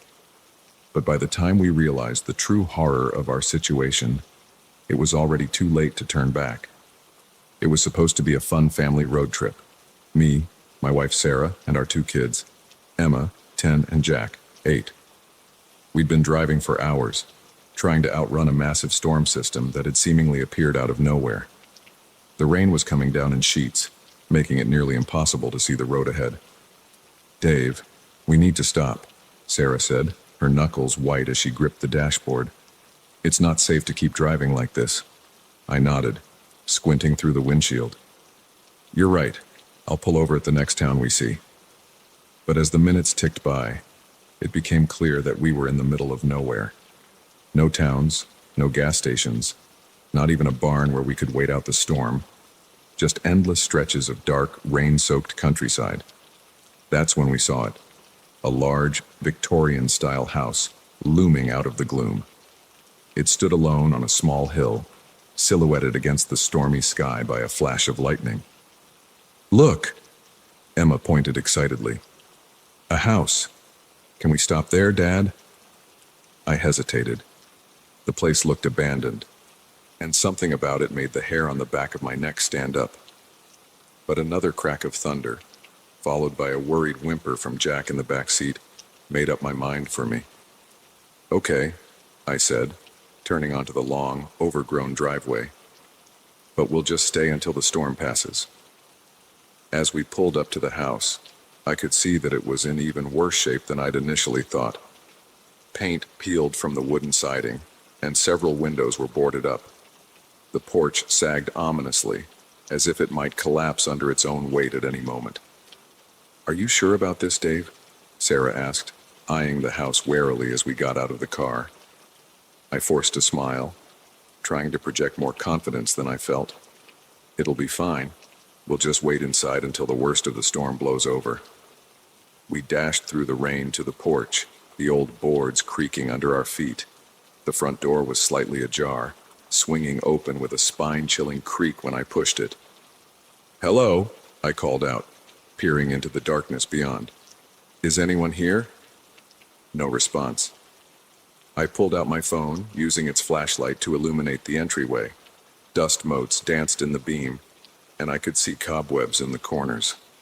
The place looked like it hadn't been lived in for years. "Well," I said, trying to sound cheerful for the kids' sake, "looks like we've got the place to ourselves. Let's see if we can find some candles or a fireplace to warm up." We moved further into the house, our wet shoes leaving tracks on the grimy hardwood floor. The interior was a mess of old furniture draped in sheets, peeling wallpaper, and musty smells. But it was dry, and that was all that mattered for now. In what must have been the living room, we found an old stone fireplace. After some rummaging, I managed to find some relatively dry logs and got a small fire going. The kids huddled close to the warmth, their earlier excitement replaced by quiet unease. "I don't like this place, Daddy," Jack said, his lower lip trembling slightly. "It feels scary." I ruffled his hair, trying to reassure him. "It's just an old house, buddy. Nothing to be afraid of." But even as I said it, I couldn't shake the feeling that we were being watched. I kept glancing over my shoulder, half expecting to see someone, or something, lurking in the shadows. Sarah must have sensed my unease. She squeezed my hand and whispered, "Maybe we should try to find a bedroom, get the kids settled for the night." I nodded, grateful for the suggestion. We gathered the kids and headed upstairs, the ancient staircase groaning under our weight. The second floor was just as dilapidated as the first, with long hallways lined with closed doors.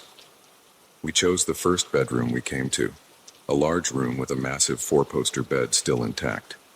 The mattress was musty but dry, and we decided it would do for the night. As Sarah got the kids ready for bed, I decided to do a quick sweep of the rest of the upstairs, just to ease my own mind.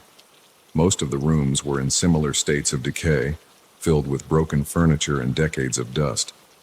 But when I reached the last door at the end of the hall, something made me pause. Unlike the other doors, this one was in pristine condition, its wood gleaming as if it had just been polished. The brass doorknob shone in the beam of my flashlight. Against my better judgment, I reached out and turned the knob. The door swung open silently, revealing a room that took my breath away. Unlike the rest of the house, this room looked like it was frozen in time. Everything was immaculate, from the neatly made bed to the books arranged perfectly on the shelves. There wasn't a speck of dust anywhere. But what really caught my attention was the doll. It sat in a small chair by the window, its porcelain face illuminated by a flash of lightning. Its glass eyes seemed to follow me as I moved, and its painted smile sent a chill down my spine. I backed out of the room quickly, shutting the door behind me. My heart was racing, and I had to take a few deep breaths to calm myself down. It was just a room, I told myself. Just an old doll. Nothing to be afraid of. When I returned to our room, Sarah was just tucking the kids into bed. "Everything okay?" she asked, noticing my pale face. I nodded, not wanting to worry her. "Yeah, just tired. It's been a long day." We settled in for the night, the sound of rain on the roof and the occasional rumble of thunder lulling us into an uneasy sleep. I woke with a start, unsure of what had disturbed me. The room was pitch black, the fire having long since died out. As my eyes adjusted to the darkness, I realized what had woken me. The sound of footsteps coming from the hallway outside our room. I sat up, my heart pounding. "Sarah," I whispered, shaking her gently. "Wake up. Do you hear that?" She stirred, blinking in confusion. "Hear what?" But before I could answer, we both heard it. A child's laughter echoing through the house. It wasn't Emma or Jack. They were both still sound asleep in the bed beside us. "Dave," Sarah's voice was trembling. "What's going on?" I got out of bed, moving quietly to the door. "I don't know. Stay here with the kids. I'll check it out." Ignoring Sarah's protests, I opened the door and stepped into the hallway. The laughter came again, this time from downstairs. I followed the sound, my bare feet silent on the old floorboards. As I reached the bottom of the stairs, I froze. There, in the middle of the living room, stood a little girl. She was dressed in an old-fashioned nightgown, her long hair hanging loose down her back. She was facing away from me, looking at something I couldn't see. "Hello?" I said softly, not wanting to frighten her. "Are you lost?" Slowly, so slowly it seemed to take an eternity, the girl turned to face me. I stumbled back. A scream caught in my throat. Her face was identical to the doll's upstairs, porcelain white, with glass eyes and a painted smile. But unlike the doll, this face was alive, those glass eyes blinking as they focused on me. "You shouldn't have come here," the girl said, her voice a mixture of childish sweetness and something far older, far darker. "This is our home, and now, you can never leave." As if on cue, doors began slamming throughout the house. I heard Sarah scream from upstairs, and the terrified cries of Emma and Jack. I turned to run back to them, but the staircase was gone, replaced by a solid wall. The girls' laughter echoed around me, multiplying until it seemed to come from everywhere at once. The room began to shift and warp, the walls stretching and twisting into impossible shapes. I saw faces in the wallpaper, heard whispers in the floorboards. "Welcome home," the girl said, her smile widening unnaturally. "We've been waiting for a new family for so long." I woke up with a gasp, drenched in cold sweat. Sarah was shaking me, her face pale with worry. "Dave, wake up. You were having a nightmare." I looked around wildly. We were still in the bedroom, the kids sleeping peacefully beside us. Outside, the storm had passed, and the first light of dawn was peeking through the dusty windows. "We need to leave," I said, jumping out of bed. "Now." Sarah didn't argue. Something in my voice or my face must have conveyed the urgency I felt. We woke the kids and packed up quickly, practically running to the car. As we drove away, I couldn't help but look back at the house in the rearview mirror. For a moment, I thought I saw a small figure standing in one of the upstairs windows, a porcelain hand raised in farewell, but when I blinked, it was gone. We never spoke about that night again, but sometimes, in my dreams, I still hear that child's laughter, still see those glass eyes watching me, and I wonder, with a chill that never quite goes away, what might have happened if we'd stayed just a little bit longer in that house that was never meant to be found.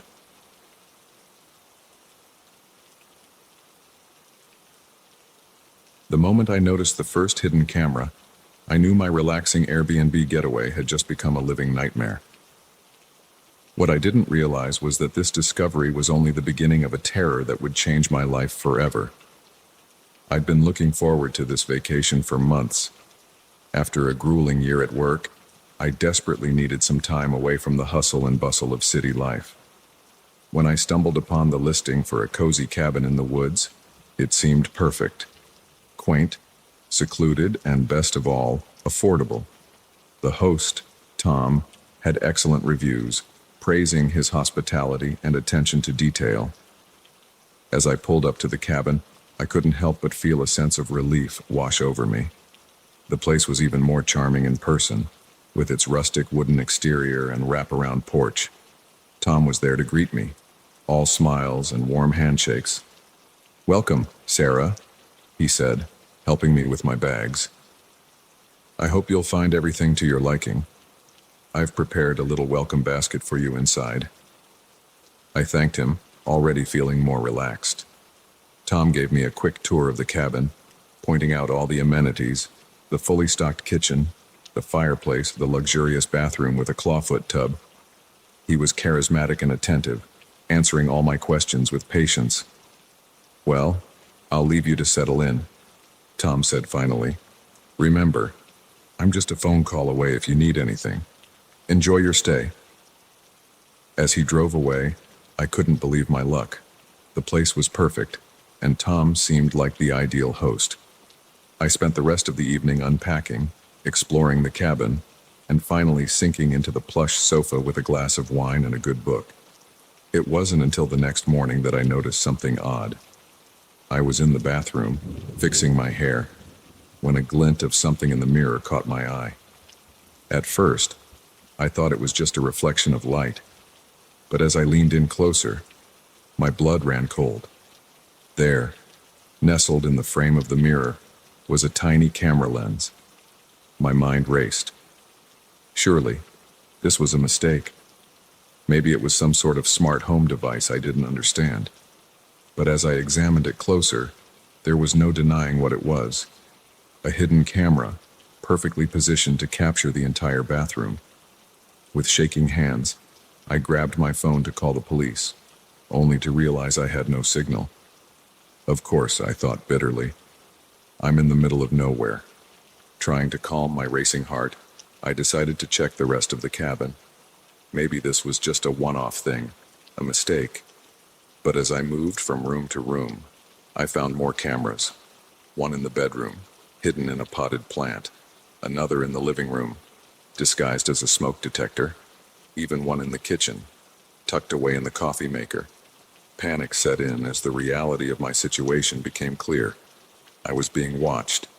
Every move, every private moment, all captured on camera. But why and by whom? Tom. It had to be Tom, the overly friendly host with the two perfect reviews. How many other guests had he spied on? How long had this been going on? I knew I had to get out of there, fast. I started throwing my things into my suitcase, not bothering to fold or organize. That's when I heard it, the sound of a car pulling up outside. Peering through the curtains, my heart sank. It was Tom's truck. He wasn't supposed to be back until the end of my stay. Unless he'd been watching and saw that I'd discovered his cameras. I looked around frantically for a way out. The front door was out of the question, he'd see me for sure. The back door led straight into the dense woods, but without knowing the area, I could easily get lost. My only option was to hide and hope he'd leave. I ducked into the bedroom closet just as I heard the front door open. Tom's footsteps echoed through the cabin, slow and deliberate. "Sarah," he called out, his voice sickly sweet. "Are you here? I just wanted to check if everything was all right." I held my breath, pressing myself further back into the closet. The footsteps grew closer. "I know you're here, Sarah." Tom's voice had lost its friendly edge. "I saw you finding the cameras. We need to talk about this." My heart was pounding so hard I was sure he could hear it. The bedroom door creaked open, and I could see Tom's shadow through the slats of the closet door. "Come on out, Sarah. Don't make this harder than it needs to be." In that moment, I knew I had to act. As Tom's hand reached for the closet door, I burst out, shoving him with all my might. He stumbled backward, surprise written all over his face. I didn't wait to see if he'd regain his balance. I ran, out of the bedroom, through the living room, and straight out the front door. I could hear Tom behind me, shouting, his footsteps pounding on the wooden floors. The gravel driveway crunched under my feet as I sprinted towards my car. Just as I reached for the door handle, a hand grabbed my arm, yanking me backward. I spun around, coming face to face with Tom. His earlier charm was gone, replaced by a look of cold fury. "You shouldn't have done that, Sarah," he growled. "Do you have any idea what you've stumbled into?" I struggled against his grip, my mind racing for a way out. That's when I remembered. My car keys. They were still in my pocket. With my free hand, I reached in and grabbed them, fumbling for the panic button. The shrill alarm pierced the air, startling Tom enough for me to wrench my arm free. I used the moment of distraction to knee him in the groin. He doubled over in pain, and I took the opportunity to jump in my car, locking the doors behind me. My hands were shaking so badly I could barely get the key in the ignition. Tom was recovering, stumbling towards the car with a look of murderous rage. The engine roared to life, and I slammed the car into reverse, tires squealing as I backed out of the driveway. As I sped down the dirt road leading away from the cabin, I could see Tom in my rearview mirror, growing smaller and smaller, but the fear didn't subside. How many other cabins did he have? How many other unsuspecting guests were being watched right now? I drove for hours, not stopping until I reached the nearest police station. The officers listened to my story with growing concern, immediately dispatching units to the cabin. They took my statement, collected evidence from my phone where I'd taken pictures of the hidden cameras, and assured me they'd investigate thoroughly. In the days that followed, the true scope of Tom's operation came to light. Multiple properties, hundreds of hours of footage, countless victims. The media had a field day with the story, dubbing it the cabin voyeur case. I was asked to do interviews, to share my experience, but I declined. I just wanted to forget. But forgetting proved impossible. Every hotel room, every rental property, became a source of paranoia. I found myself checking for cameras everywhere I went, unable to shake the feeling of being watched. Nightmares plagued my sleep, visions of Tom's face and of hidden lenses capturing my every move. Months passed, and slowly, I began to reclaim my life. Therapy helped, as did the support of friends and family. I became an advocate for stricter regulations on short-term rentals and better protections for guests. It wasn't much, but it helped me feel like I was taking back some control. Now, As I sit in my own home, surrounded by walls I know are safe, I can't help but reflect on how quickly trust can be shattered. That Airbnb listing had promised a peaceful getaway, a chance to relax and recharge.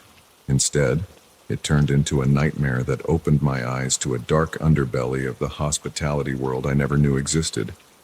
I still travel, still stay in hotels and rentals. But now, I carry with me a small device that detects hidden cameras. Some might call it paranoid, but for me, it's a small price to pay for peace of mind. Because I know firsthand that sometimes the real danger isn't what you can see, it's what you can't. The experience changed me. There's no denying that. But it also made me stronger, more aware, and more determined to protect not just myself, but others who might fall victim to predators like Tom. If my story can save even one person from going through what I did, then perhaps some good can come from those terrifying days in the cabin. As I finish writing this, I realize that the fear may never fully go away, but I won't let it control me. I'll keep living, keep traveling, and keep fighting to ensure that what happened to me doesn't happen to anyone else. Because in the end, the greatest victory is not letting the monsters win.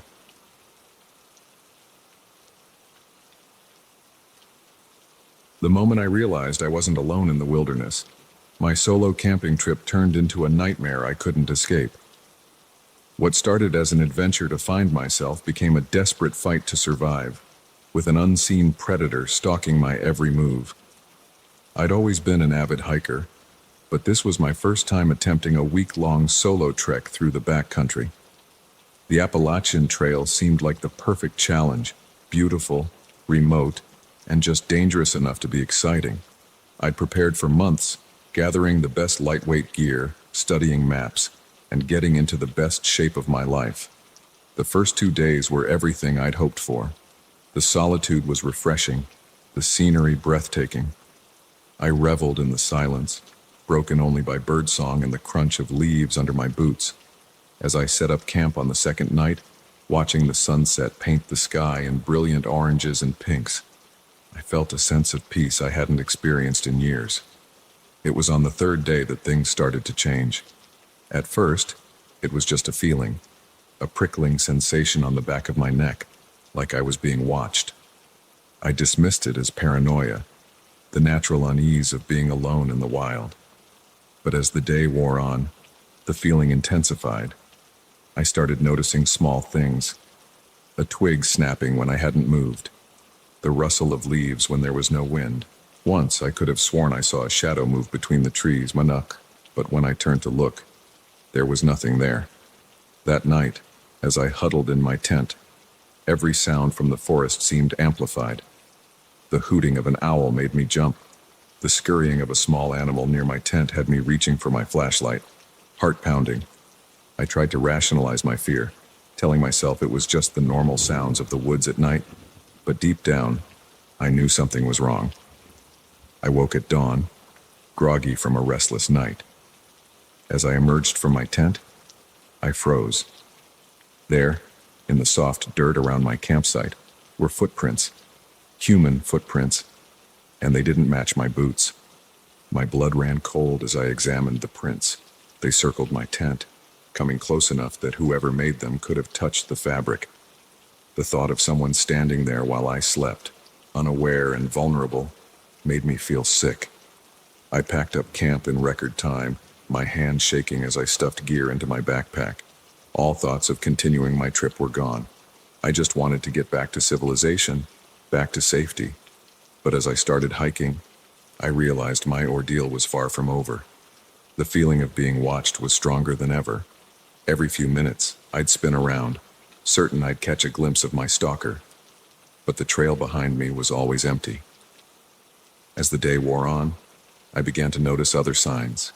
A broken branch here, a disturbed patch of moss there. Small things, easy to overlook if you weren't looking for them. But to my heightened senses, they screamed of pursuit. I picked up my pace, ignoring the burning in my legs and the sweat soaking through my clothes. The nearest town was still 2 days away at my planned pace, but I was determined to make it in one. I didn't dare stop for more than a few minutes at a time, just long enough to gulp some water and catch my breath. As afternoon faded into evening, my situation went from bad to worse.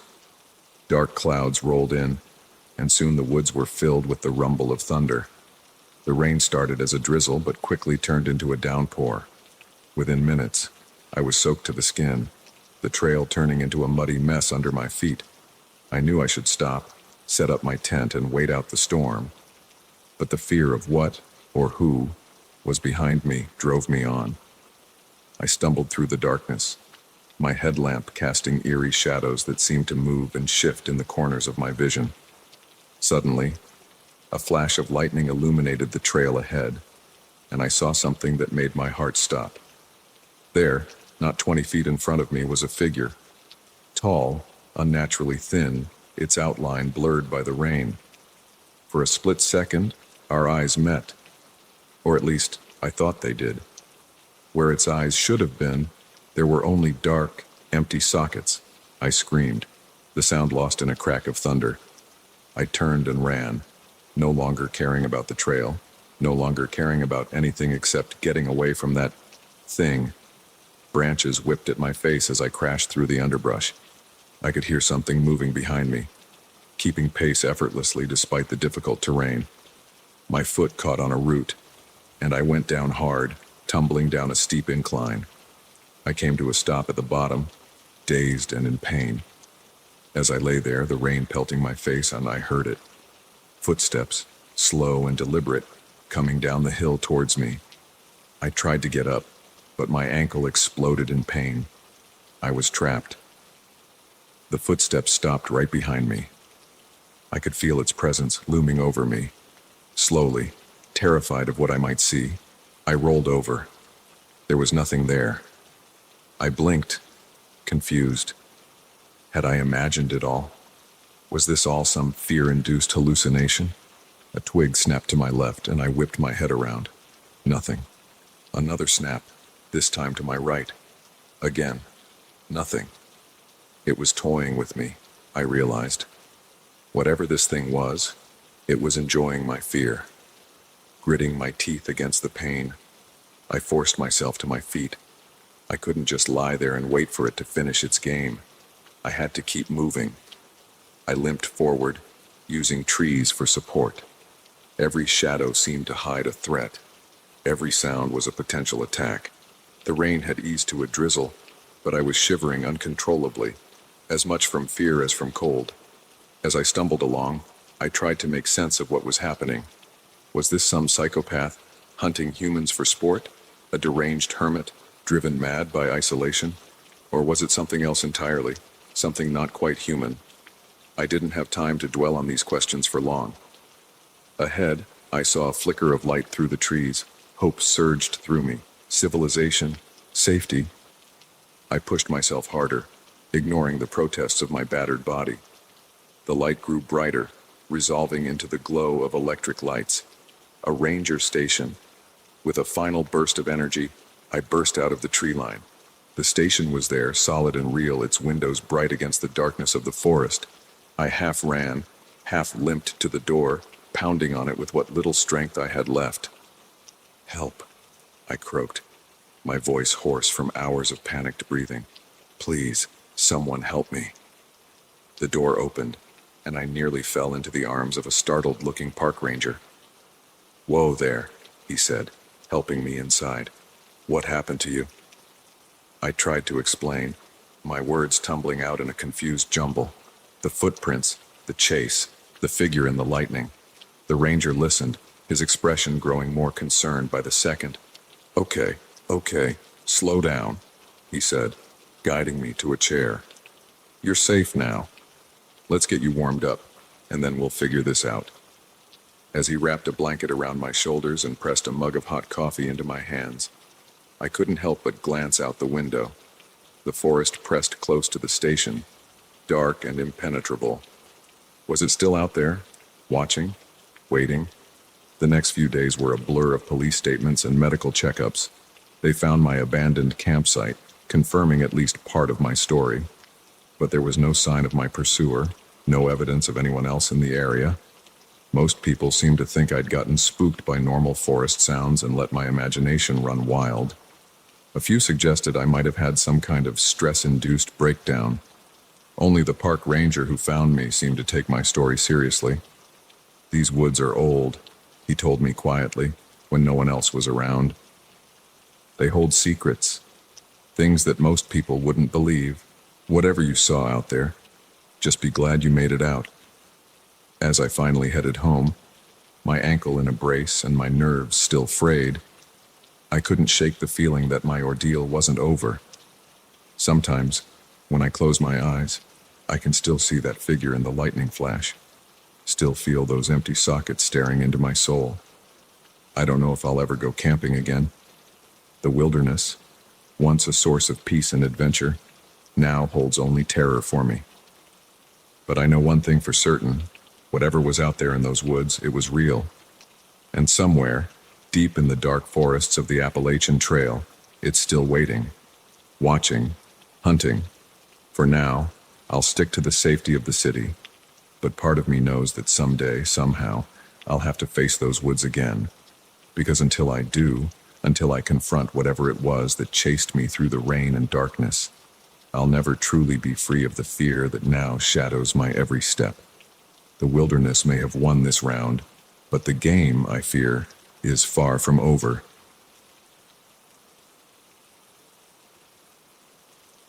The moment I heard those inexplicable noises coming from the supposedly empty floor, I knew my mundane night shift was about to take a terrifying turn. Little did I know, what I was about to discover would haunt me for the rest of my life. My name's Mike, and I've been working as a night janitor at Carlisle Associates for about 6 months now. It's not the most glamorous job, but it pays the bills and gives me plenty of time to work on my screenplay during the quiet hours. The building is one of those generic office towers, all glass and steel, with 50 floors of cubicles, conference rooms, and corner offices. On this particular night, I was going about my usual routine. I'd started on the ground floor and was working my way up, floor by floor. It was mind-numbing work, but I'd gotten used to the solitude. The only sounds were the hum of the vacuum cleaner and the occasional ping of the elevator. I was on the 37th floor when I first heard it. A thud, followed by what sounded like muffled voices. I froze, my hand still on the vacuum's handle. The 37th floor was supposed to be empty. Hell, the whole building was supposed to be empty at this hour. I switched off the vacuum, straining my ears in the sudden silence. There it was again, definitely voices, coming from the floor above. My heart started to race. Were we being robbed? Should I call security? I debated with myself for a moment. If it was just some employees working late, I'd feel like an idiot for raising an alarm. But something in my gut told me this wasn't normal. Gathering my courage, I decided to investigate. I left the vacuum where it was and made my way to the stairwell. As I climbed the stairs to the 38th floor, the voices grew louder. I could make out at least 2 distinct speakers, though I couldn't understand what they were saying. I reached the door to the 38th floor and hesitated, my hand on the handle. What if they were armed? What if I was walking into something dangerous? But curiosity won out over caution, and I slowly eased the door open, wincing at every creak. The 38th floor was laid out like all the others, a maze of cubicles surrounding a central area with conference rooms. But unlike the other floors, this one wasn't dark. A faint light spilled out from one of the conference rooms, casting long shadows across the office. I crept forward, my heart pounding so loudly I was sure they'd hear it. As I got closer to the lit room, the voices became clearer. "Shipment comes in tomorrow night. We need to be ready." "What about security? Johnson's been sniffing around." "Don't worry about Johnson. He's been taken care of." I felt a chill run down my spine. This wasn't just some late-night meeting. Whatever was happening here, it was illegal and potentially dangerous. I inched closer, trying to peer into the room without being seen. Through the gap in the door, I could make out 3 men. They were gathered around a table covered in papers and what looked like blueprints. One of them was pointing at something on the table, speaking in low, urgent tones. "The boss wants this to go smoothly. No mistakes this time. Got it?" The others nodded, their faces grim. I leaned in, trying to get a better look at what was on the table. That's when disaster struck. My foot caught on a loose piece of carpet and I stumbled. I managed to catch myself before falling, but my elbow knocked against the wall with a dull thud. The voices in the room instantly went silent. I heard chairs scraping against the floor and footsteps approaching the door. Panic surged through me. I had to get out of there, fast. I turned and ran, not caring about stealth anymore. Behind me, I heard shouts and the sound of the conference room door banging open. I sprinted towards the stairwell, my only thought to put as much distance between myself and those men as possible. I burst through the stairwell door and started down the stairs, taking them two at a time. I could hear footsteps above me, getting closer. My lungs burned and my legs ached, but fear kept me moving. I had just reached the 30th floor when I heard the stairwell door above me slam open. "There he is!" a voice shouted. The footsteps grew louder, faster. I didn't dare look back. I just ran, my feet barely touching the stairs as I descended. 25th floor. 20th. 15th. My pursuers were gaining on me. I could hear their heavy breathing, their shouts getting closer. As I reached the 10th floor, a crazy idea struck me. Instead of continuing down, I burst out onto the floor. I sprinted through the dark office, weaving between desks and cubicles. I could hear them behind me, cursing as they tried to navigate the unfamiliar space. I made it to the other side of the floor and found what I was looking for, the second stairwell. I yanked the door open and started down again. With any luck, they'd waste precious time searching the 10th floor before realizing I'd switched stairs. My luck held. By the time I heard them enter the second stairwell, I was already at the ground floor. I exploded out of the stairwell and into the lobby, startling the night security guard at his desk. "Call the police," I gasped, struggling to catch my breath. "There are men upstairs. They're..." Before I could finish, the stairwell door burst open again. Two men rushed out, their faces contorted with rage. They skidded to a stop when they saw the security guard, who was already on his feet, one hand on his weapon. For a moment, we all stood frozen, a tableau of confusion and fear. Then one of the men smiled, a cold, calculating smile that made my blood run cold. "There seems to be some misunderstanding," he said smoothly. "Our friend here," he gestured at me, "had a bit too much to drink at the office party. We were just trying to make sure he got home safely."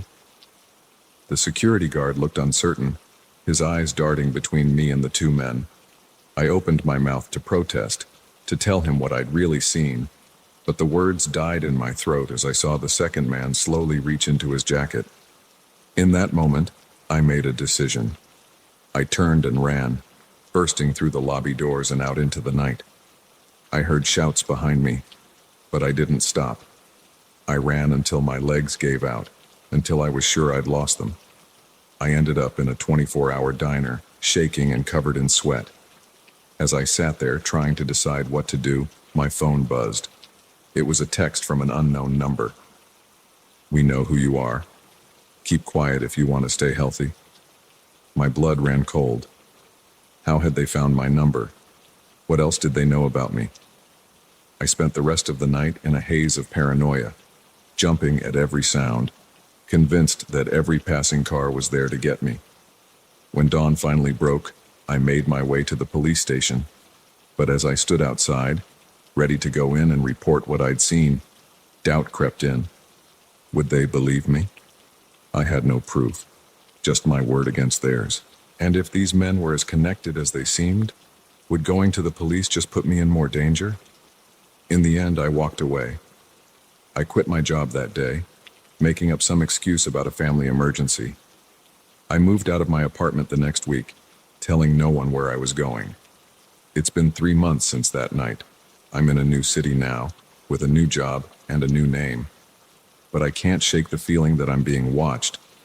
Every time I see a suit-clad businessman, every time I hear footsteps behind me, I'm back in that stairwell, running for my life. I don't know what I stumbled upon that night. A drug operation, corporate espionage, something even worse. But I know one thing for certain. The world is full of shadows. And sometimes, the most dangerous things happen right under our noses, in the places we least expect. So if you're working late one night, and you hear something you shouldn't, my advice is simple. Run, run, and don't look back. Because once you've seen behind the curtain, there's no going back to blissful ignorance. And in this world of secrets and shadows, ignorance might just be the only thing keeping you safe.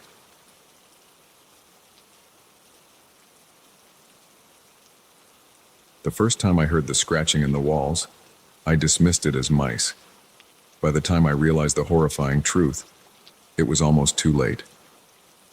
What started as a simple house-sitting job turned into a nightmare that would haunt me for the rest of my life. My name's Emily, and I'd agreed to watch my friend Sarah's house while she was away on a month-long business trip. It seemed like a sweet deal, a break from my cramped apartment, a chance to enjoy a spacious home in a quiet suburb. Little did I know, I was walking into a trap. The first few days were uneventful. I settled into a routine, working remotely during the day and enjoying the peace and quiet in the evenings. Sarah's house was beautiful, a two-story Victorian with lots of character. But as the sun set each night, the house seemed to take on a different personality.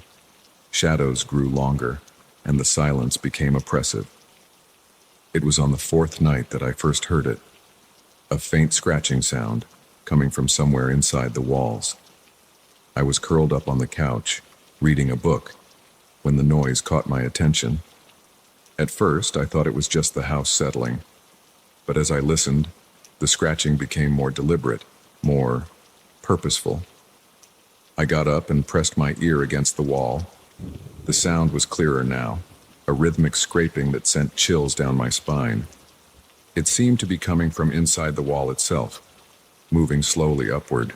Just mice, I muttered to myself, trying to calm my racing heart. Old houses like this are bound to have mice. But even as I said it, I knew it wasn't true. The scratching was too loud, too strong to be caused by tiny mouse paws. Whatever was in the walls, it was much larger. I didn't sleep well that night, tossing and turning as the scratching continued intermittently. By morning, I'd convinced myself it was just my imagination running wild. The house was quiet, sunlight streaming through the windows, making the night's fears seem silly. But as night fell again, the noises returned. This time, they were louder, more insistent, and they weren't just coming from one wall anymore. I could hear scratching from multiple points around the house, as if several things were moving within the walls. I called Sarah, my voice shaking as I described what I was hearing. She sounded concerned, but skeptical. "The house is old, Emily," she said. "It makes all sorts of noises. But if you're really worried, call my handyman. His number is on the fridge." I thanked her and hung up, feeling slightly reassured. The next morning, I called the handyman, a gruff-voiced man named Pete. He agreed to come by that afternoon to check things out. Pete arrived around 3 p.m., toolbox in hand. He was an older man, with weathered features and calloused hands that spoke of years of hard work. I led him through the house, describing the noises I'd been hearing. He listened patiently, then began a thorough inspection of the walls. He tapped, he listened, he even cut a small hole in one of the walls to peer inside with a flashlight. After an hour, he turned to me with a frown. "I don't see any signs of pests," he said. "No droppings, no chew marks. And these walls." He trailed off, his frown deepening. "What about them?" I pressed. Pete shook his head. "They're solid. No hollow spaces where animals could be moving around. Whatever you're hearing, it ain't coming from inside these walls." A chill ran down my spine. "But I heard it," I insisted. "Clear as day, scratching, moving up and down." Pete gave me a long look, then sighed. "Listen, miss, sometimes in old houses like this, the mind can play tricks. You're here alone. It's a strange place. Maybe you're just a bit on edge. I wanted to argue, to make him understand that this wasn't in my head, but I could see the doubt in his eyes. He thought I was imagining things, or worse, that I was some hysterical woman making a fuss over nothing. After Pete left, I felt even more uneasy. If the noises weren't coming from inside the walls, where were they coming from? And more importantly, what was making them? As night fell, the scratching returned with a vengeance. It was louder than ever, and now I could hear something else mixed in with it. A low, guttural groaning that made my skin crawl. It seemed to be coming from everywhere at once, surrounding me. I ran from room to room, pressing my ear against the walls, trying to pinpoint the source of the sounds, but it was useless. The noises seemed to move as I did, always just out of reach. In desperation, I decided to go down to the basement. If there was something in the house, maybe I could find some trace of it there. I grabbed a flashlight and steeled my nerves before descending the creaky wooden stairs. The basement was dark and musty, filled with old furniture and boxes. My flashlight beam cut through the gloom, casting long shadows that seemed to move and shift. The scratching was louder here, reverberating through the concrete floor. As I moved deeper into the basement, my foot caught on something. I stumbled, my flashlight clattering to the ground. As I bent to retrieve it, my hand brushed against something on the floor. Something that felt suspiciously like a handle. Heart pounding, I directed my flashlight beam at the spot. There, half hidden under an old rug, was a trapdoor. It was made of heavy wood, with a rusty iron handle. And as I watched, horrified, the door moved slightly, as if something beneath it was pushing up. I scrambled backward, a scream caught in my throat.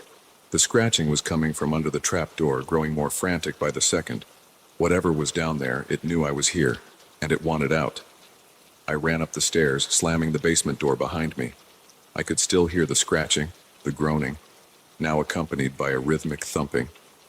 Something was trying to get out. With shaking hands, I called Sarah again. This time, I didn't hold back. I told her everything.